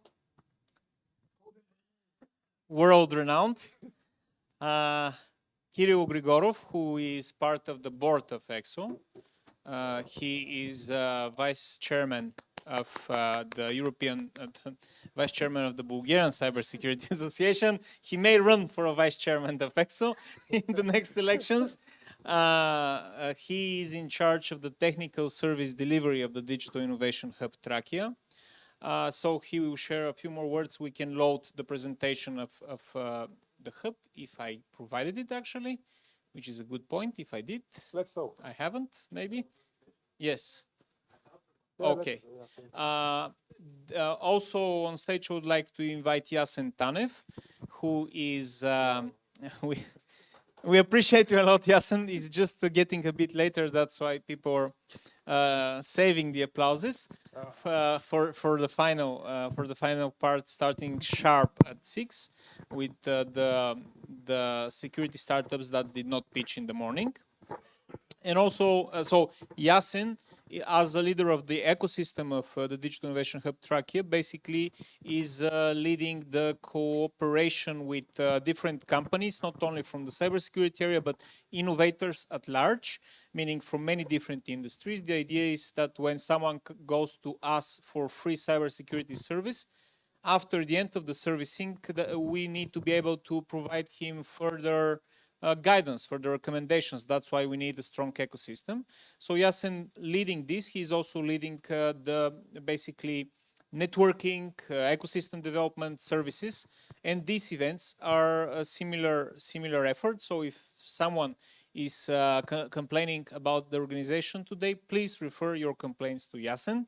He will kindly work on the feedback and the improvement, and of course and potential in the improvement. And finally, Peter, who already, you know, the mentor behind the young cybersecurity professionals from Plovdiv that presented earlier today. The work with students is beyond the scope of our project. So nobody dictates us, nobody expects us to work with high schools, even with universities. We do it because we believe in this, and by saying we, I mean Peter first and foremost, because he is leading the training services. Predominantly, he is a trainer on cyber hygiene, basic cybersecurity, entry-level courses. However, he goes deeper into the aspect with whenever a certain client requires. So he works with students on the cyber range, for example, with Stanislav, another colleague of ours who is now at the International Telecommunications Union event in Buyana, of which we spoke in the morning. So he will say a few words about our training services, Yasin a few words about this and other ecosystem activities that we have, and Kirill about the technical services, because what exactly is a technical service? Are we deploying firewalls? Are we providing antivirus software, whatnot? He would explain. Everything would be happening in 15 minutes because, yes, yes, I explained that. So, okay, please give a round of applause for that. The point is the following. Now it's 5:20. The final panel of the startups that did not pitch in the morning, but will do so now. And among them, we have cybersecurity patent holders, so bear with us. We'll start at 6, therefore 15 minutes for our colleagues to present the services they're in charge of and how they can be of use to you, and then 15 minutes break, and then we start at 6 with the final panel. Okay, we still can have 10 minutes for bathroom break, right? I would especially like, final thing for me while the presentation is loading in the back, I would especially like to outline that throughout the entire day, the colleagues from Plovdiv municipality are with us. So I'm very grateful to them that they're with us, even though in the background, and they're actively engaged from the municipality, the team behind this partner of ours. And also, since the early morning, also the Ministry of E-Governance is among us, the representatives of the National Cybersecurity Competence Center. So really, I'm thankful they were more passive today, intentionally, because they wanted the ECCC Center based in Bucharest to be presented. They wanted our guests from abroad, from the startup world, to be presented, but the National Cybersecurity Competence Center, celebrating 1-year anniversary, is with us, for which I'm grateful. Let's go, yeah. Kirill, we can start with you. I'm just curious if we found the presentation. If not, Yes, that's the presentation. Just I will tell you which slide is the one that we need. It's slide number 8. These are the technical services that we provide. Yeah. Okay, thank you very much. I'll start with the basic idea of the hub itself, because I'm from the very beginning of the idea of building this structure. We started like a couple of years ago in the early 2019 with the idea to implement the experience that we already had in the cybersecurity field in order to bring it to the SME, into the SMEs of Bulgaria, and not only in Bulgaria. So we started building this structure and this idea with the basic point of what we have been doing in our private sector, in our private jobs. So that's why we wanted to start with something that is called in the hub services test before invest. Because what we could see from our experience is that most of the companies, the small and medium companies and enterprises, does not understand what is the actual situation relying to their cybersecurity. So what we wanted to do is to make a picture for them, to show them what is the actual cybersecurity level that they have in their organizations in order to understand what they need to do.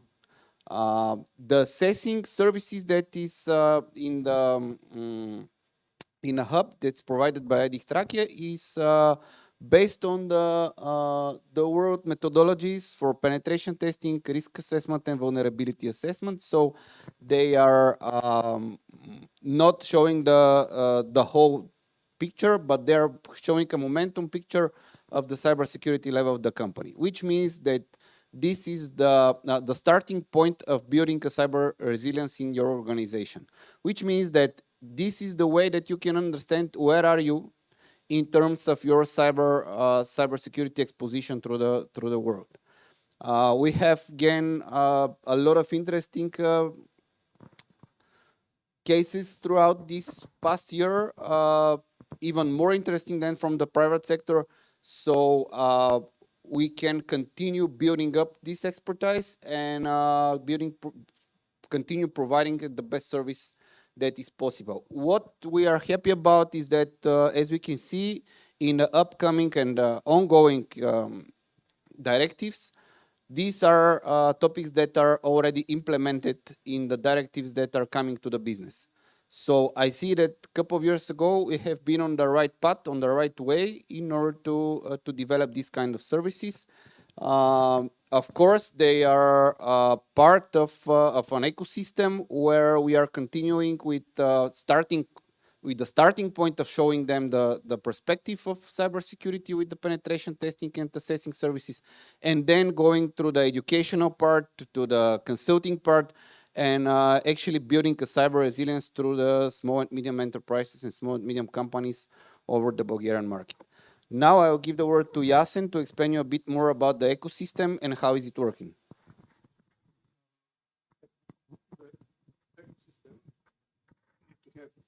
Clear voice and to be heard. So it's not only a technical topic to switch on the microphone and start speaking.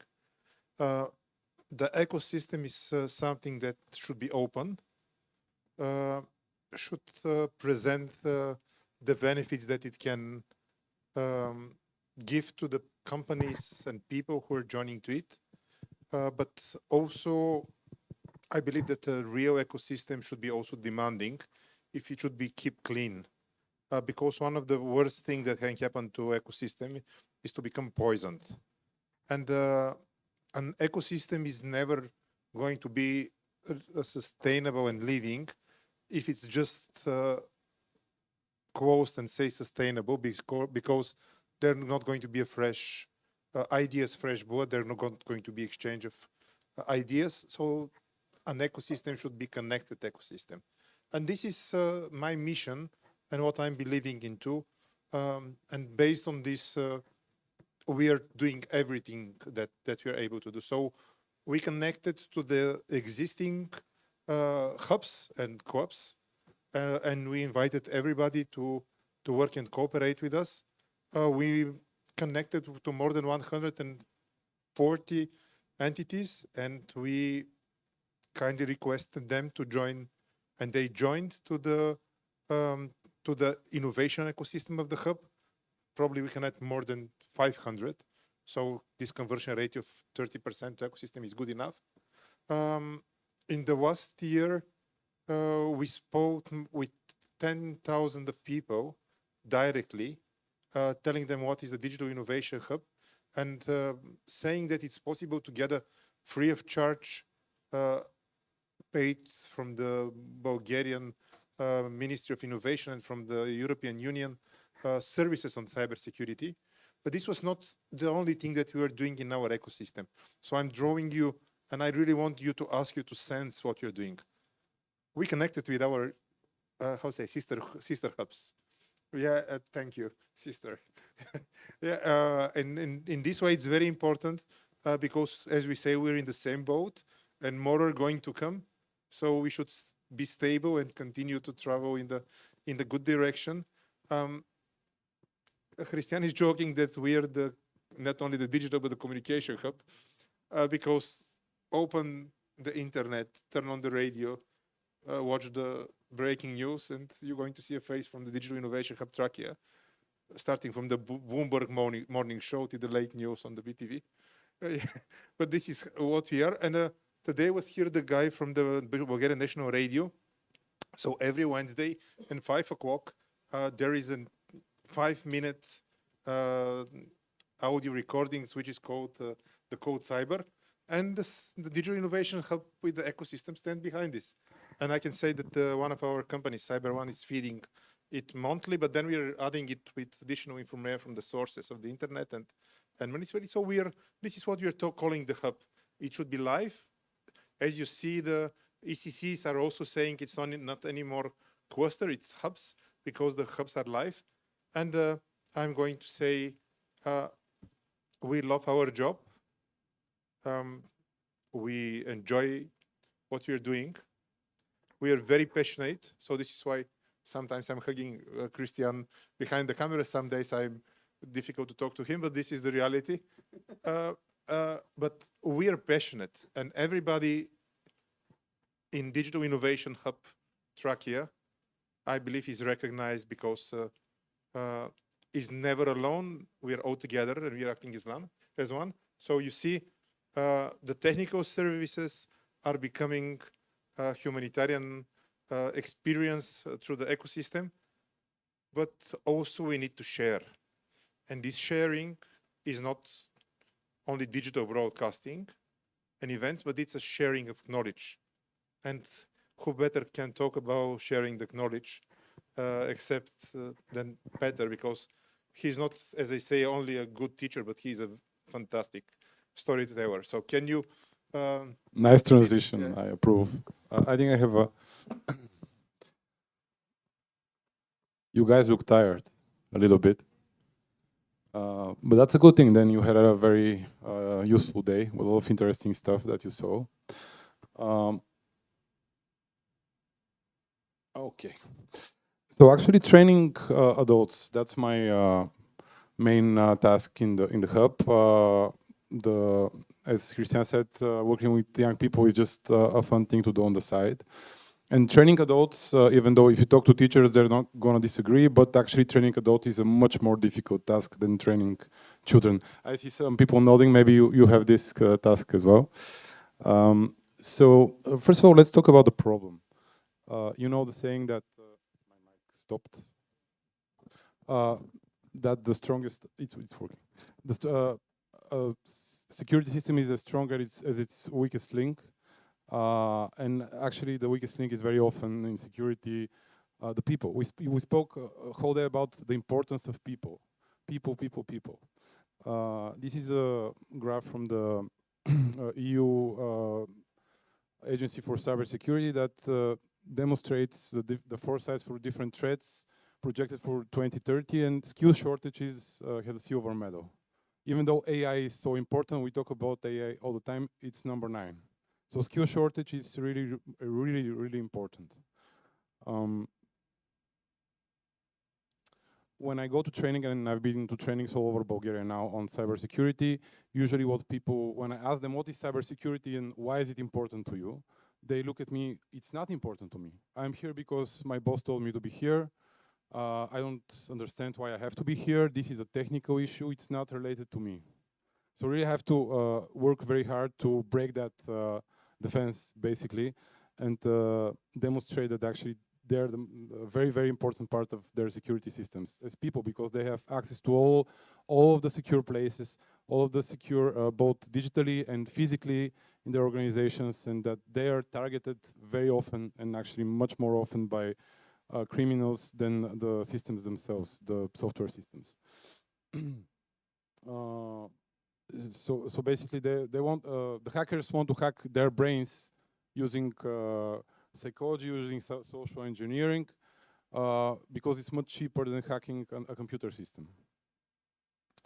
So trainings, actually we have three major stages of trainings. One of them is security fundamentals, which is what I lead most of the time. They're very practically oriented. We want to make it as interactive as possible, so that people actually go away with skills rather than just knowledge that they're going to forget the next day. We talk about all the most relevant cyber threats, how to recognize them, how to prevent them. We talk about security policies, which many organizations lack, or if they have them, they don't implement them effectively. We identify problems in their own organizations, which is very actually easy to see in the manner that people speak, how they act, and how they solve the different case studies that we use during the trainings. And we also have a crisis management role-playing game, which is very interesting, in which they have to, now they're in trouble and they have to solve the problem using the best of their abilities. We do this for medium and small-sized enterprises and for public organizations. And by the way, you can see the difference, really, in the level of the skills and how prepared people are. And even I can recognize if people from public organizations have worked in a bank, because banks have very good security training modules, and if they were in the private sector, you can see that in 10 minutes. So public organizations really need this, but also the business. So another important thing is adults as learners, right? I put this on the stage at the beginning of my presentation. The people that work with adults know the problem. So there are people from Belgium, from Finland, in which lifelong learning is a very big thing. In Bulgaria, this is not the case. And also in other countries that are also in the room, I suppose. Adults are very stressed. They have very high level of stress in Bulgaria. They have kids, they have jobs, they have mortgages, they're in traffic. They don't want to go to trainings that are not immediately relevant to their profession. And they don't see cybersecurity as relevant to their profession, even though it is. So really the methodology, we want to put them in charge of their own learning as soon as possible. We want them to be interactive through games, through case studies. We want to hear their voice in order to really put them on the spot. And you can see the shift in their engagement the first hour or so of the training. At the beginning, they're very angry. Why am I here? I'm going to go. At the end, they really like it. They want to stay for another day. But it's a process. Another big strategy is how we deal with skill retention, because the idea is for their skills to really stay with them for a long term rather than just for a few days. So we start from their own experiences. We talk about issues that they've had. We adapt all the case studies based on the business that comes to the training. We apply their own reality into the case studies themselves, and this is where they get really hooked. We also hook them with the fact that these skills are very important for their own personal information, for protecting their children. It's basically the same security skills that are used. A lot of interactive exercises, a lot of teamwork happens. It's very important to have really people from the same company or from the same organization during the training, so that they can really go into detail in their own problems that they face in their organization. And we do a lot of reflections in which we analyze what happened during the case studies, what skills they had, etc. And then at the end of the training, everybody makes a personal stake. I'm gonna, something simple. I'm gonna create a cipher for my passwords. I'm going to do these very concrete steps that they're going to take. And usually, if we have somebody from the management of the business, we're going to make a policy for security because we didn't know it was important. Now we know it's important. Oh, and by the way, there are these big compliances that we have to agree now that are coming very soon. So we want to make them have a personal stake and take responsibility, because people usually, adults, don't realize that they're responsible not only for the personal data, GDPR, something that's already they know, but also for the entire information system that they work with, because they have access. And this is something that I have seen experts in cybersecurity don't really appreciate, that people just don't know, and you have to really explain to them in a very detailed manner so that they can take responsibility. And I think I'm already over. I'm not going to show a lot of data from the skills, but oh yeah, the youth program, you saw the result. Just our coverage for the last 2 years, more than 1,600 trainees, about 120 trainings, 59 SMEs, and 41 public organizations all across Bulgaria. We started in Plovdiv, then we expanded in Trackia, in Trace, and now we're working all over the country. Thank you.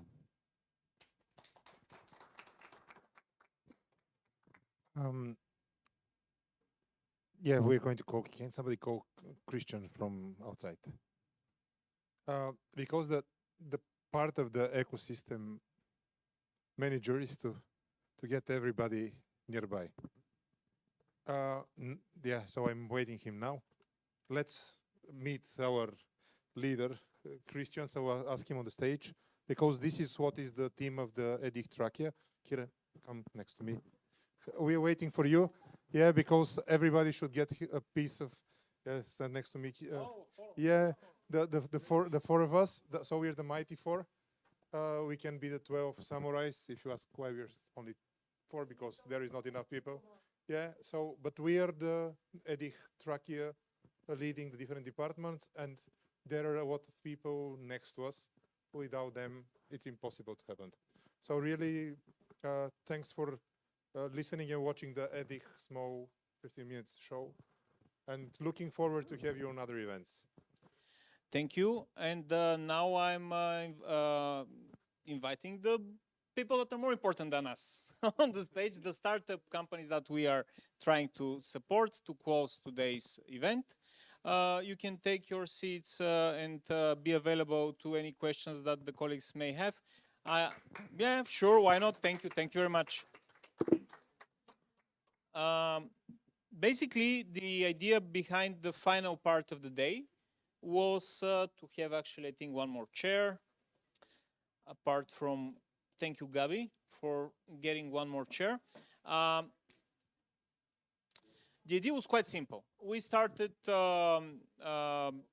promoting the opportunity to pitch at today's matchmaking event to different companies from the cybersecurity world, startups. And we fulfilled the quota, and the pitching was closed. However, we received many interesting applications after the end of the application window, and some of them were actually out of the scope of the pitching, but behind some of them there was a social cause. That's why we want to present them. Behind some of them there were even patents. That's why we wanted to show these examples. And behind others, there are innovations of world class, tackling burning problems such as ransomware attacks and attempting to prevent such attacks. Therefore, we invited them. Now, the only thing I would like to disclose is that I have asked the colleagues to present in Bulgarian, simply because the international guests informed that they would leave the event earlier during the day. And from what I'm looking, we do not have any international guests attending as of the speaking. So I would stick to my suggestion to present to Bulgarian, simply because this is what I have promised to our colleagues. But if some of our colleagues decide to speak in English, that's also fine.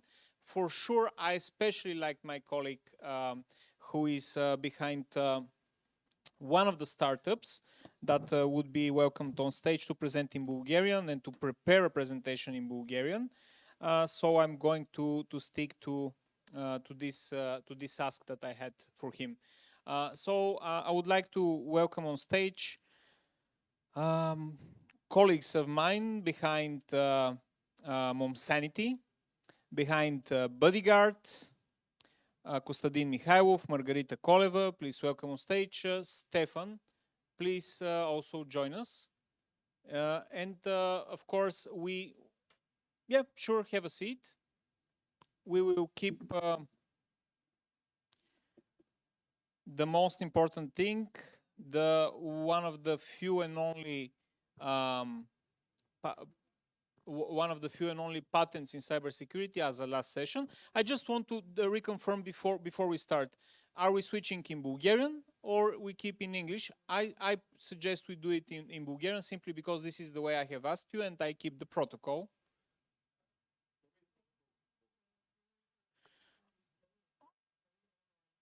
Okay, so let's keep for now in English. Let me give you a few insights. By the way, you can join us a bit up front the hall. We have a lot of space around that part of the day in the hall. We can start with Mom Sanity. Is that how should be pronounced? So why we have Mom Sanity here? For a very good reason. First of all, Women for Cyber, one of the causes of Women for Cyber. And we had in the hall today, we have Margarita still with us. We have Rumiana Tanasova. We have Pomena Gabriela. We have Sashka, who is chairing in a certain way Women for Cyber Bulgaria. So when we saw that the cybersecurity startups founded by women entrepreneurs are somehow shy, we started looking into successful founders solving complex, difficult social issues beyond security. However, Mom Sanity was the best use case we could find because they're solving an important social matter in a secure way. It's something that people do not speak quite openly, quite regularly, for a reason which should not be there. People are afraid to speak about mental health, especially around important developments of our lives, such as giving birth. But the problem is there, the issue is there. And a startup is trying to solve it by providing a safe space for communication, for support, guidance, and we believe more people should understand about it and what is to follow, how this idea to tackle this problem will develop as a venture, what are the steps that need to be taken, and probably the end outcome that we are striving for. And for all of this, we have the best person to speak. So feel free to use the time needed. I don't know if we have slides or not to tell us more about Mom Sanity. What do you do and what do you strive to achieve? Thank you so much. I'm really glad to be here. My name is Margarita, and I'm a co-founder of Mom Sanity. Also, I'm a psychologist, product owner, whatever you tell me to be in the startup specifically. So we started with a couple of my colleagues, two other beautiful psychologists. They are moms of two. We started 2.5 years ago, Mom Sanity, but they began being in maternity leave, so it was a bit of a hustle then. We started thinking, what is a big issue in the postpartum world? And there is a huge problem coming after you give birth or during pregnancy also, because 20% of new moms are suffering from postpartum depression. And this issue is quite not talked about, and it's so hard to go over it, because what happens is when the expectations of mom are not met and they don't feel the joy that they need to feel, and they think that they need to feel because of societal expectations, they start feeling really disappointed. But in this case, the disappointment goes to feelings of failure. They think that they're failed as moms, so they don't seek help. So how do we help someone that actually needs help but don't seek it because of shame and fear? We decided that a mobile app as a self-help therapy is a good solution. We created a 3-month program using evidence-based techniques such as cognitive behavioral therapy, because the main core team are therapists. And we really believe that this can be a huge help because it's flexible, it's 24-hour available when they're breastfeed during the night, when they feel that they can't fall asleep. You can turn on the app and you have specific sessions for specific issues that you have. We have psychoeducation and also structured strategies such as meditation or behavioral therapist strategies within the app. And yeah, this is us. We have currently in the research phase, which means that we created the manual MVP to actually validate our therapy using PDF files for women who are actively struggling currently with postpartum depression before we actually create the MVP. So we are in the research phase. I am currently having a lot of participants in the this research, and yeah, we can't wait to have enough resources because we're struggling with that specifically. And then I believe that we can create a really good product and help a lot of women around the world, not only in Bulgaria, because there is a lot of cultural differences when it comes asking for help. I think the Bulgarians would be our most difficult audience because they don't think about their mental health as much. Whereas when I talk with a lot of people from the US or Germany specifically, they have this initial thinking, let's go and seek some help. So I really want to help also Bulgarian moms feel confident enough that they can feel bad and not that happy, which means it doesn't mean that they're failing as moms. This is what we want to do. I checked on my phone while we were speaking about recent cases, and we had unfortunate cases even leading to suicide in Bulgaria, but that this is something that is medically with us, identified as a issue post-birth depression. It has its roots deeply into biology, into hormones and hormonal disbalances. But what I did not see after the latest such unfortunate issue is particular actions of different governmental and other stakeholders to tackle this. Apparently you are taking this as a cause, but according to you, what else support is needed? For example, are you seeking engagement of your startup with, let's say, the Ministry of Health or the Ministry of Social Affairs, if we're speaking about single moms, or if we're speaking about people in different, I would say, conditions that require external support. Maybe they do not have support within their own families or access to psychological support. Is there something that through your experience building the research around the issue and building a viable product is needed, like a call to action that you would like to address to the audience? Yep, definitely. We would love to work with stakeholders such as midwives and a lot of hospitals. Unfortunately, here they don't even screen moms after they give birth. How are they feeling? So, because in the UK, for instance, they have a specific protocol and asking them. Here, no one knows, so it's a huge issue to go over. But we've talked with different midwives, and also I've talked with a lot of women that want to be in projects such as giving informational brochures in hospitals where to seek resources. And another thing that we want to do, we are collaborating with another company called FEA, which is a pregnancy tracker app.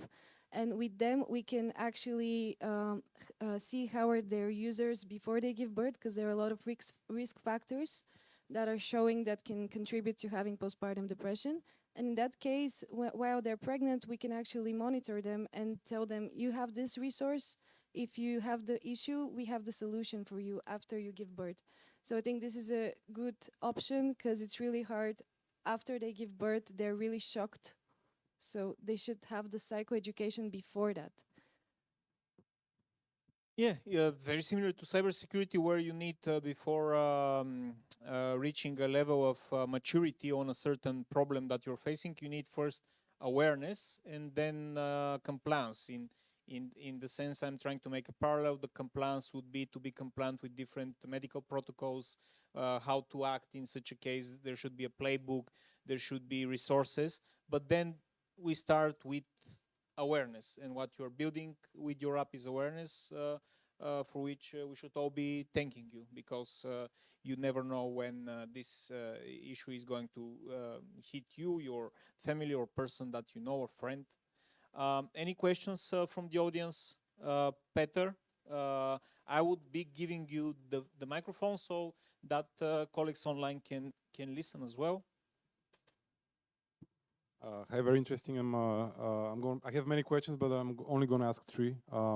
So how big is your test group? Where are they from? Because there are very different levels of anxiety. So for example, is it in Bulgaria, in Germany, in US, or a split? And the third question, because I think it's a very interesting solution to this problem, exactly because of the fear and the shame. So an app is a very good idea, but do you plan in the future to include counseling through the app by humans, by the psychologists? Thank you so much for the question. So for the first one, currently I've sent a lot of emails using this company FEA that I work with, users that have already delivered birth, and they willingly gave the emails for 6 months. So the test group is huge, but I also have a lot of takeaways for the fact that a lot of them don't want to actually get the help, even they are aware now. So this is another takeaway for me to think about the product. That's why I think during pregnancy is a good option to give information, because you're not going to be shocked. There are a lot of hypotheses behind why women are not seeking help. For the second one, we want to, did you ask about the market? So where are we going to go? Or I asked about the test group. Where are the people from? Bulgaria. Only from Bulgaria? Only from Bulgaria, but now next week I'm going to start international, because I have a hypothesis where the culture will be really different there also.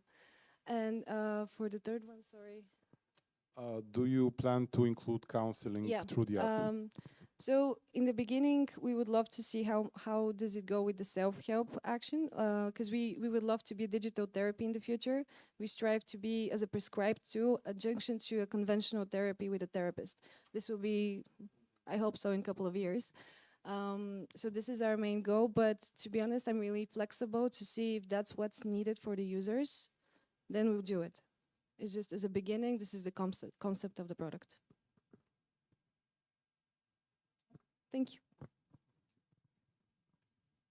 Thank you very much for what you're doing. I would like you to stay with us in front so we can also hear what our other co-panelist Stefan Tavkov has to say. Stefan is renowned doctoral candidate at the Academy of Sciences at the Institute for Information and Communication Technologies.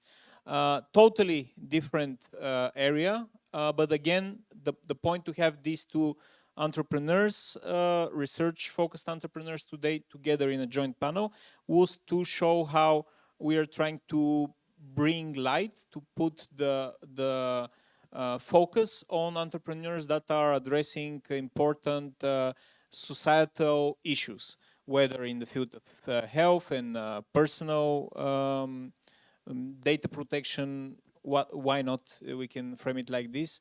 When it comes to security, feeling safe, disclosing certain issues, discussing them in a safe environment, because you know how cruel social media can sometimes be, and how it can have the opposite effect, while you need a safe space. While Stefan is doing something else, but equally important, which is to address one of the main challenges in the field of security these days, with his startup called Xentix. We get to know each other on our joint interest on addressing ransomware attacks. However, Xentix may be going even further, maybe not in terms of focus. We will hear from Stefan. From my experience knowing Stefan is what I can share with you is that indeed his research on preventing, stopping ransomware attacks, on bringing awareness to this aspect has strong visibility in Bulgaria through different scientific and practical forums, but also abroad. And right now it's a great opportunity to see the most recent developments on this research he's doing and the next commercialization steps that he's pursuing. So Stefan, the floor is yours. Thank you, everybody. So can you hear me? Okay. So now we're talking about Xentix and all about technology. Like the idea is not only from defending you from ransomware or malware. The idea is to give you like bigger chance of security during cyber attack. Like we are on the stage that we are analyzing and creating different AI models which are capable of recovering your files even that they are damaged or encrypted, doesn't matter, by using AI and collecting data from your system. Like one of the most important things in the entire environment is the engine, like in the car. You need to have engine. If the engine is strong, everything works fine. If you have weak engine, you don't have any car at all. So when we're talking about security, the engine and the algorithms are one of the most important things. Yes, the policies, the privacy policies, the different types of certification about how to be secure to your organization, your software, policies like security by design and things like that are one of the most important things nowadays. But after all of these methods needs to be prepared and to be secured by other systems, companies, hardware, doesn't matter. Because we're staying in a room full of gadgets that are connected over the network, we're streaming live, and all of this information is going through the internet, and with a single click of a button, somebody may stop all of this. Because we're connected digitally and even our lives, like most of us are wearing a smart gadget and all of us are working on the web, like chatting, sending, exchanging data and things like that. So when you're online, you're most vulnerable. Doesn't matter that you stay prepared, focused, not getting into dangerous websites or suspicious ones, but again, you're at the focus of cyber criminals. So Xentix is focusing on developing and, let's say, analyzing the future of the threats, analyzing how the threat may evolve and how to stop them. We have multiple engines about how to determine different types of malware attacks, cyber attacks, internet, SSL, doesn't matter. And we also have a lot of knowledge base about how to stop ransomware and getting back our data. Like one of the biggest problems at the moment is that you need to restore your data after a cyber attack from ransomware, because most of the cyber criminals that are backstage were not willing to give you back your data. Doesn't matter are you paying for the ransom or not. Like the best thing is to be prepared for this cyber attack. It's not only about having a backup somewhere in your office or online in the cloud. No, this is not enough to stop cyber criminals and to stop ransomware attacks from attacking your environment. You need to be prepared from different aspects, such as protecting your internet, outgoing, incoming communications, and also to know how to deal or react in different scenarios. Like we have a model which is capable of analyzing your working culture, let's say. Analyze how do you work on your system, how do you react, how do you browse network, what are you doing on your system, on your endpoint. And this model is capable of determining what is your workflow, how do you work. And from this point, it starts learning on a different hour level. First stage is 24 hours just to be aware of the alerts that you're going to see on your screen. And after that, it starts getting more and more autonomous by the way you work. And on this way, we don't have any more like the power of human, because as we are talking about cybersecurity, the biggest problem in the cybersecurity is the human factor. Because people that are not aware, that are not actually in the cybersecurity sphere, are capable of doing more damage than the computer by itself. Yes, when we have a computer and we have a person behind it, we always have some type of cyber attacks. We always have some issues, difficulties, or problem on this network or machine, doesn't matter. And that's why we decided to stop using or low level the entire control of the system without any kind of human interaction, only if some kind of administrators want to access to it, it's capable, yes, but most likely it's capable of learning by itself and reacting in different scenarios and situations. From that point, we have like multiple engines working with different models on them for determining unknown threats. Because nowadays, one of the biggest problems is not about creating the AI that is capable of doing anything like general artificial intelligence and so on. But the problem nowadays is how to stop cyber threats that are driven by AI. Because nobody is talking about what may cause this type of cyber attack.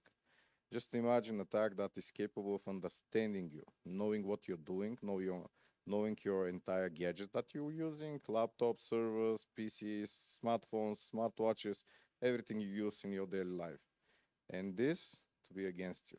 So this is the next step of cybersecurity, I think, because AI is not only about helping us defending or learning, because this is wonderful, but cyber criminals are also using it for making your life not so good.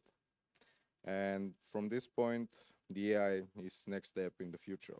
Like we actually release public pre-beta version, which is not so good at the moment. And in the next 2 months, we are planning to release the second beta version, which will be capable of using one of our engines that's called collective intelligence, which is responsible to protect you offline. Doesn't matter in your nuclear power plant or you're in a solar wind space, doesn't matter. It always stays aware because all of the machines that in your network are part of one big neural network.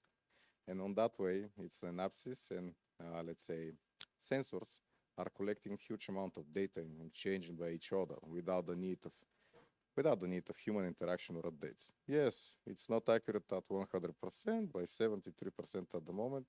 It works very good. So yeah, we are planning a lot of things, but we have time in front of us. So the time will show what we are capable of gaining. So thank you.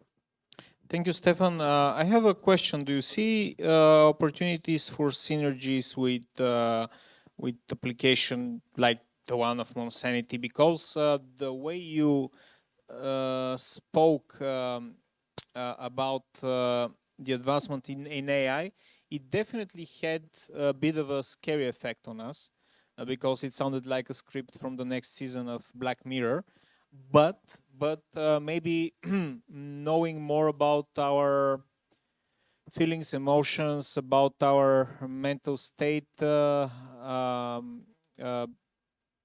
being trained to respond to our questions, fears, thoughts, an artificial intelligence-based chatbot may be able to help us in a certain way to like speak with a personal consultant, personal therapist in a way. I don't wanted to use this word because if there are people with a medical background, they will jump and say that's not what a therapist is and that's not how yeah, that's not how you should explain it. But from my standpoint of someone who is not educated in that field, I interpreted it like this in a way to explore AI for good use case scenario. So do you see potential how, for example, something that you described may be of help in terms of technology to be embedded, to be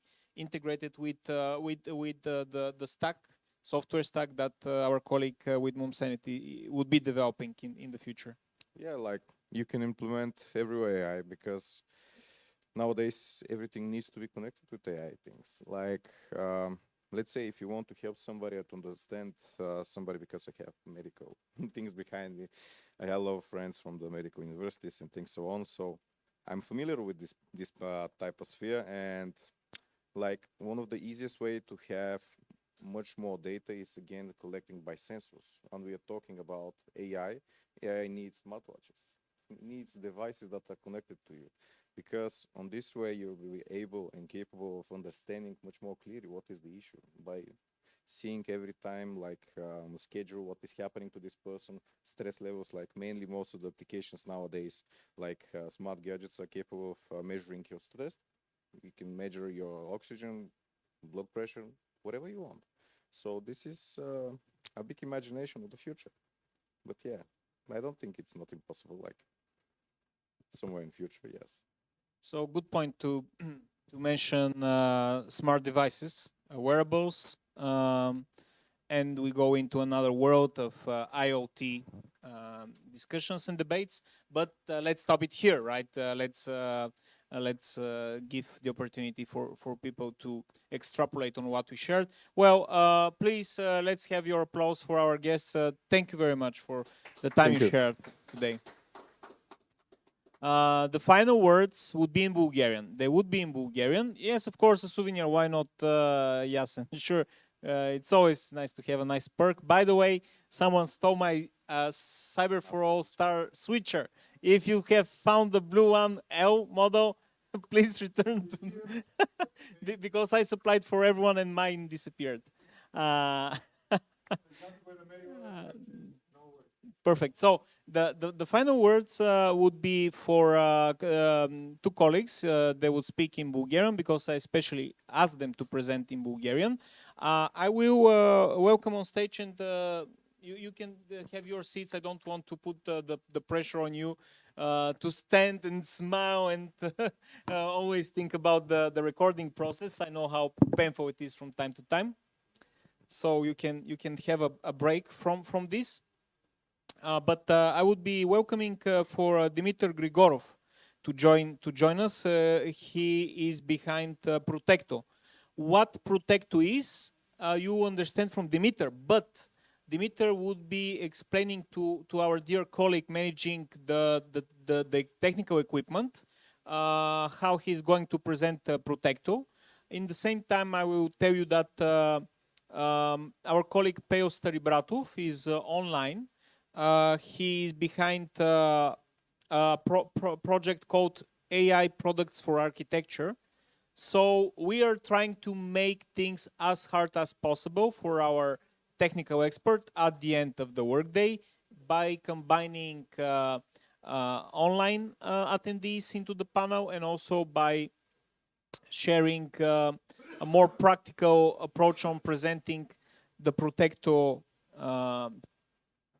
future tool or future application, I would say, because it currently is in research and development phase. Dimitar would be basically presenting the website itself. And now switching to Bulgarian, yes. Димитър, заповядай седни или няма да седиш? Добре, това означава, че аз също ще стана, така го изисква протокола. Колеги, казах няколко пъти през деня, че пазим най-интересното за накрая, поради две причини. Първо, защото искахме да запишем този панел, т.е. да го имаме онлайн за историята, тъй като преди няколко дни бях на Cyber Security Talks, където колегата лектор каза, аз съм проверил, в България няма патенти за киберсигурност, има един, той е стар и така нататък. Само, че аз в същия ден, буквално по случайност, се видях с Димитър и си поговорихме и той каза, аз имам патент за киберсигурност. И аз казах, ние пък имаме едно хубаво издание на цифровите иновационни дни в сигурността, защо не дойдеш да разкажеш на аудиторията? И всъщност така поканих Димитър. Патентът е зад този продукт, наречен Протекто, продукт в развитие, той все още не е на пазара.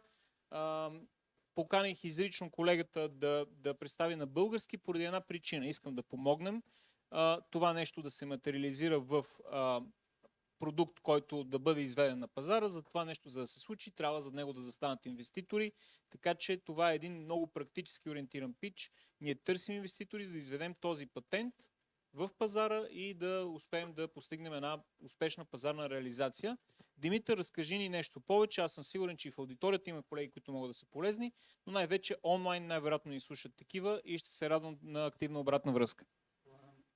Добре, този няма проблем. Така, продуктът Протекто идва от една изключително така голяма нужда, от която аз един ден, както се казва, изведнъж мигрен и казах, непрекъснато пиша пин-кодове, пиша пароли, това е изключително досадно, греша и когато плащах на каса, започнах да си отварям телефона, един дядо, който едва ходеше, поглежда така през рамо. Очевидно няма да направи нищо, обаче беше доста неприятно и реших, че трябва да направя нещо по въпроса. Това е нещото по въпроса. Може ли да дадеш логин регистър? Благодаря. Напиши име, да речем, демо нещо 001, за да може да се Да, нека да бъде така. Дай регистър, ако обичаш. Благодаря. Това са. Патента е в начина на логване, той е в самия процес. Нека да започнем. Аз предлагам в продукта Протекто 3 вида логин форми. Нека да обясня с Simple, да. Маркирай, благодаря. Излизат познати на абсолютно всички елементи, с които човек може да се идентифицира. Виждали сте картинки в Microsoft, стрелки и така нататък. Това, което аз съм патентовал, е следното. Би ли маркирал жълтото? Да започнем от жълтото. Това, което съм патентовал е, че всеки елемент може да се ползва като указател, а не конкретно като марка. Всеки един елемент, виждали сте, отваря се пин код, т.е. маркирате 1, 3, 4 или пишете парола, да не казвам каква или. Паролите са пробиваеми. Това всички го знаем, както и пин кодовете. Един път видели го, всичко приключва. Така и НАП, така и много други неща заминаха. Известни фирми плащат хакерски атаки с милиони. Та в случая, да речем за примера, ще сложим на жълтото, нека маркираме винаги отдясно. Да? И винаги в логин формата, когато излезе, ще маркираме отдясно. Нека дадем пример. Може да избирате цветове, стрелки, каквото искате. Аз просто ще дам за примера по един от видовете. Може да са N на брой, колкото деца вика на кой каквато му е силата и колкото желание има. Да речем жълтото. Нека да бъде така, да го подкараме, да може всички, които гледат. Така, нека това да е follow the element. Значи, когато маркираме follow the element, всеки път в логин формата ще трябва да следваме какво ни сочи този елемент. Това е част от патента, да имаш собствена релация в самия патент, така написано собствената ти релация към даден елемент. И нека да сложим едно, за да нагледа още нещо. Follow the arrow. Следвай стрелката. И нека това да бъде нашия ключ. Това е ключ, който аз знам, създавам в момента. Маркира отдясно, следвай стрелката и следвай стрелката, която попадне в едно. Може ли горе да го... Да. Благодаря. Изчакваме да излезе логин формата. И в момента ето един много интересен случай. Аз казах, това е логин формата, смесват се абсолютно всички. В класическия случай, ако трябваше да направя нещо, трябваше да натисна жълто, зелено или каквото и да било и вие съответно много бързо да разберете по метода на изключване на третия път, че всъщност маркирам, защото това е тук. Има подобни патенти в света, между другото. И те не са български, даже мисля, че корейския има подобен, който се маркират самите елементи. В случай обаче аз съм казал на системата, че винаги ще маркирам отдясно. В момента отдясно няма нищо. Естествено, аз продължавам от начало. Добре, маркирай тук, моля те. Това. След което казах, ще следвам стрелката. Следвам стрелката, маркирам ето това поле. Не ползвам моя елемент, а ползвам неговите указания. Маркирай тук, ако обичаш. И гледам какво пише при едно. Едно ми сочи насам, значи то ми казва да маркирам тук. Ми ли маркирал тук? Да, благодаря. Окей. Стане зелено, ако всичко е вярно. Може ли ретренда? Нека натисни нещо друго произволно, за да демонстрираме, че просто не се получава. Нали? Стига толкова. Да, окей. Грешно. Каква е целта? Целта е, когато се логваме или работим в големи пространства, особено когато сме в някакви офиси, знаете, да речем журналисти, може би кодаджи, всякакви други отворени, те наречени open space пространство, там е доста неудобно човек да се отключи работната станция, след което да дойде неговия колега втора смяна, той да се отключи и така нататък. Виждате паролата на администратора, често админ 01 и така, нещо, което се знае. И това е всъщност патента, за който исках да ви представя. Това е продукта Протекто, който на практика дава възможност на хората да се чувстват абсолютно свободни и спокойни, когато се логват, независимо в каква среда са. Тъй като ако трябва да се анализира, ако ще е от изкуствен интелект, някой да прави снапшот, причината за да се маркира, имам цифри, нали, които е, да речем, при 6 цифрен пин код е необходим 1 милион опита, за да се познае пин кода. Това всеки го знае. Или поне лесно се изчислява. При 6 символа парола, при QWERTY клавиатура, някъде са към 700 милиарда комбинации. ако не се лъжа, докато това дава, може би, към 400 трилиона комбинации, само в този вид, без повече усложнения. Така че това е продукта. Общо взето, съвсем кратко ще ви кажа, довършили в самия продукт, има също и възможност да се заключват файлове, както има и те налеченият link check. Може ли да натиснеш горе? Да си едно. Да. Благодаря ти. Link check, примерно. Би ли копирал някакъв линк? Какъвто и да е. Да речем от тук. Благодаря. Пейстник. Точно така. Дай му чек. И той ще ти каже точно от кой адрес идва. Това е изключително удобно за такива като мен. Аз работя в телевизията. Доста хора са неграмотни, да речем, или не обръщат внимание, получават имейл, натиснете тук. Ние сме от Пощенска банка, ние сме от еди коя си банка. Се оказва, че всъщност въобще не пише поща, пише пост. Мисля, че последното беше от Китай.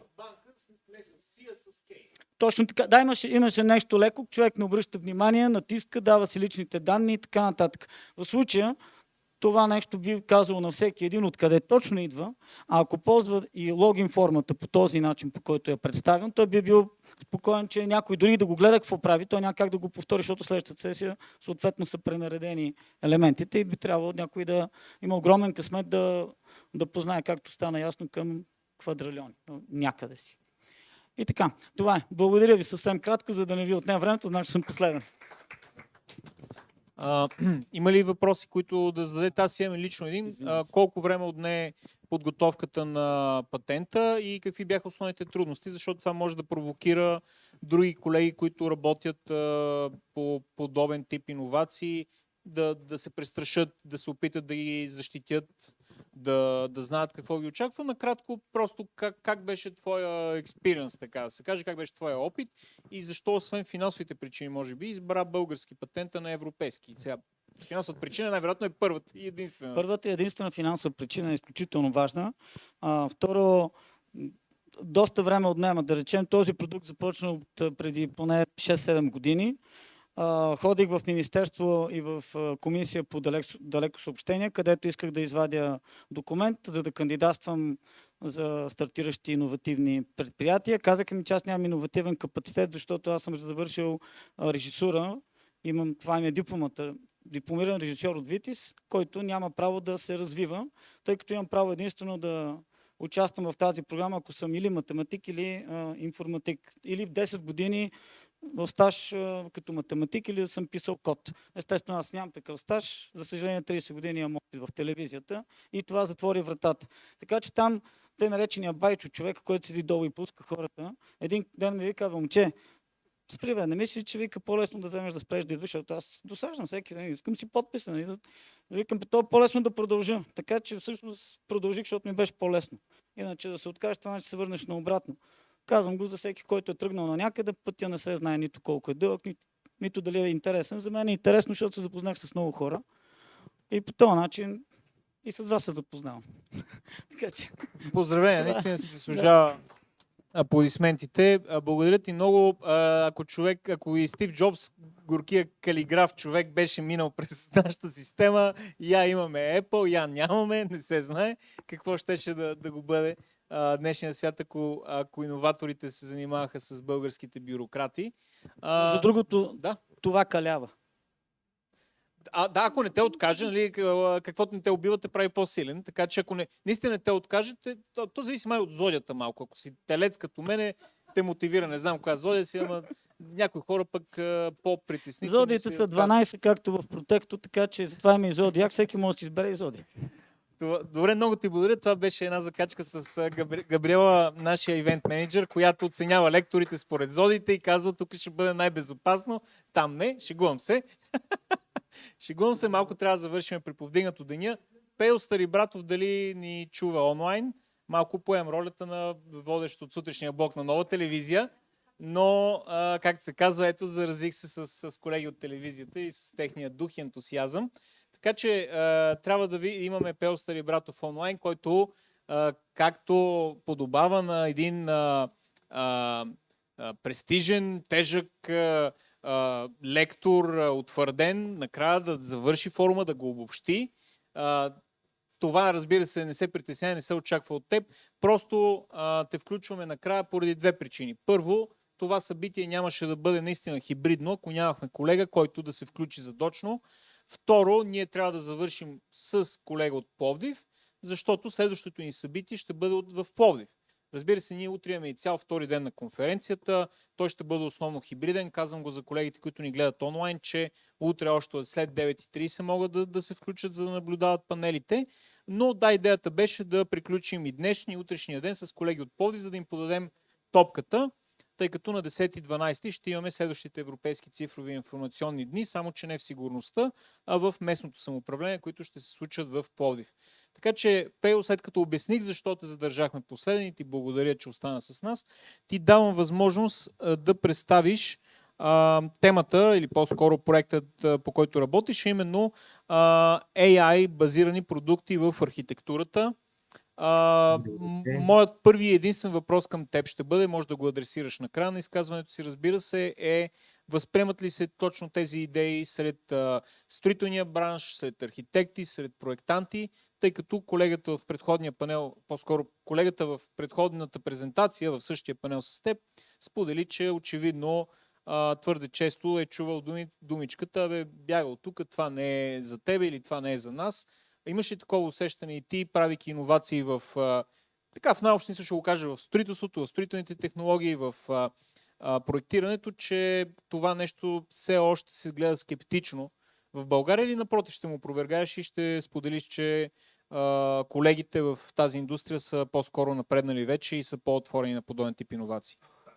Ще започна малко по-отгоре, като искам да кажа, че по принцип бях подготвен да презентирам на английски, но това, че сменихме на български, така ме прави по-щастлив, поради точно този фактор, който е свързан с твоят въпрос, което е всъщност дигитализацията на бизнеса в България, която може би повечето от вас забелязват, че не е на това ниво, на което трябва да бъде, или европейското ниво, и доста малко от компаниите в България всъщност са дигитализирани или използват софтуерни решения, които да оптимизират техните бизнес процеси. Наскоро попаднах на едно проучване, че едва 18% от компаниите в България изобщо са дигитализирани, което веднага така ме насочи към два момента. Единия беше дали изобщо има пазар за мен в подобна система, или аз мога да бъда всъщност новатор, като помагам на част от тези фирми да се дигитализират. В архитектурата имаме много голям диапазон от компании, много от тях използват вече решения, но и много не използват все още решения за техния бизнес. И тук всъщност искам да благодаря на всички, които днес презентирахте. Така чувствам се доста поласкан и привилегия за мен да бъда с толкова много професионалисти, които имат страст към иновациите, както и аз. За тази трансформация, за която ме питаш, особено свързана с архитектурата, има проблеми, но изкуственият интелект ни предоставя инструменти за справяне с тях и общо дето изследванията показват, че близо 40% от задачите на архитектите могат да бъдат автоматизирани с изкуствен интелект, което би следвало да освободи повече време за тяхната креативна мисъл и за стратегията на компанията. 60% от архитектите все още не знаят как да използват инструменти, което е възможност всъщност за тези, които са готови да приемат тази промяна, да се възползват и да бъдат по-конкурентни в тази индустрия. И защо всъщност казах, че съм щастлив да говоря на български? Защото така за мен, аз го чувствам като моя мисия да покажа на хората, на компаниите в България, че те могат да оптимизират тези процеси. Знаем за други проблеми, които са свързани също с работната ръка, пазар на труда. Това са проблеми, които могат да бъдат улекотени, може би не напълно решени с помощта на изкуствен интелект. И понеже съм накрая вече повече от може би 8 часа продължава тази конференция, повечето от вас са по-изморени, както и аз, искам да дам няколко примера само за какво носи изкуственият интелект на архитектите. Това всъщност е част от обучение, което сме провеждали с архитектурни студия и имаме така показани и доказани ефекти от това обучение, което трансформира целият работен процес на архитектите и всъщност автоматизира голяма част от техните задачи.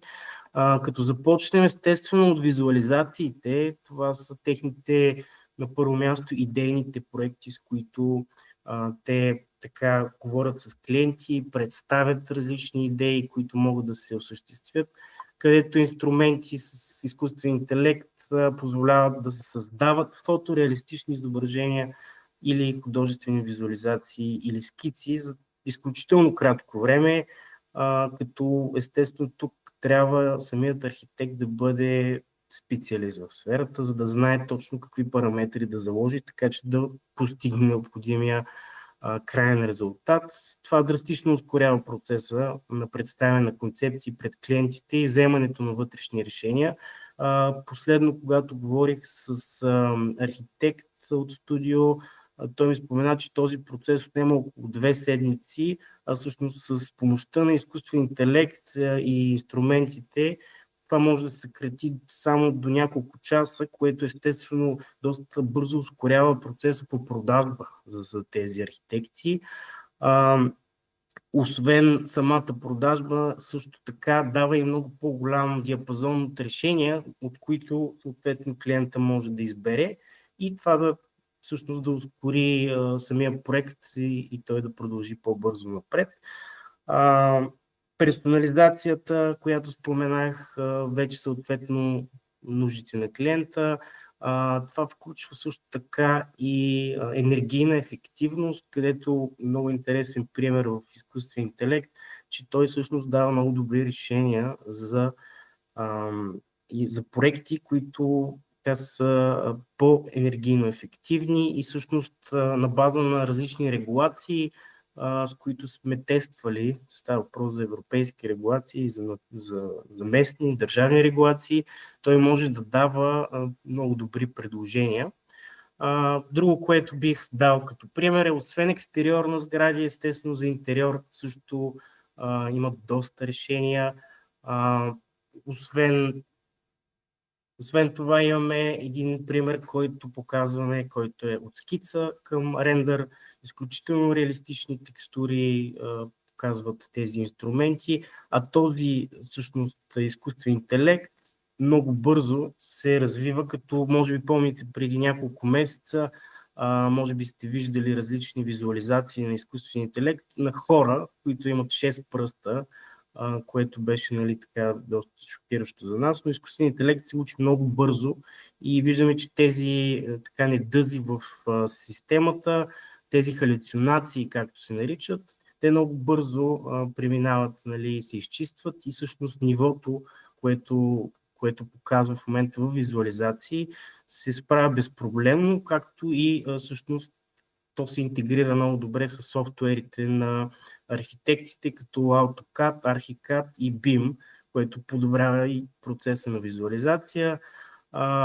Тук е време да вмътна набързо за Anthropic и Cloud и техния Model Context Protocol, който всъщност е нещо революционно. Преди 2 дни, мисля, че го презентираха, който комуникира, изкуственият интелект успява да комуникира с други инструменти, да получава информация и да изпраща информация, което се очаква да ускори още повече прецизността и общо взето това ще бъде един трансформиращ елемент не само на индустрията, която се занимава с архитектура, а и на много други индустрии.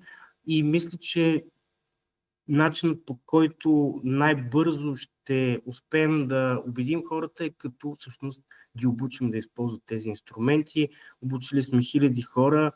Виждам така първоначално огромен скептицизъм на част от тях, особено ако става въпрос за хора от публичния сектор, но само след може би половин-един час, когато им показваме приложими примери за тяхната професия, те веднага осъзнават, че това нещо ще им спести изключително много ресурси и ще им освободи креативната мисъл, стратегическото мислене, тези задачи, които са по-монотонни, могат да бъдат автоматизирани. Надявам се, че отговорих и на въпросите, Християн, до някъде и благодаря за отделеното внимание.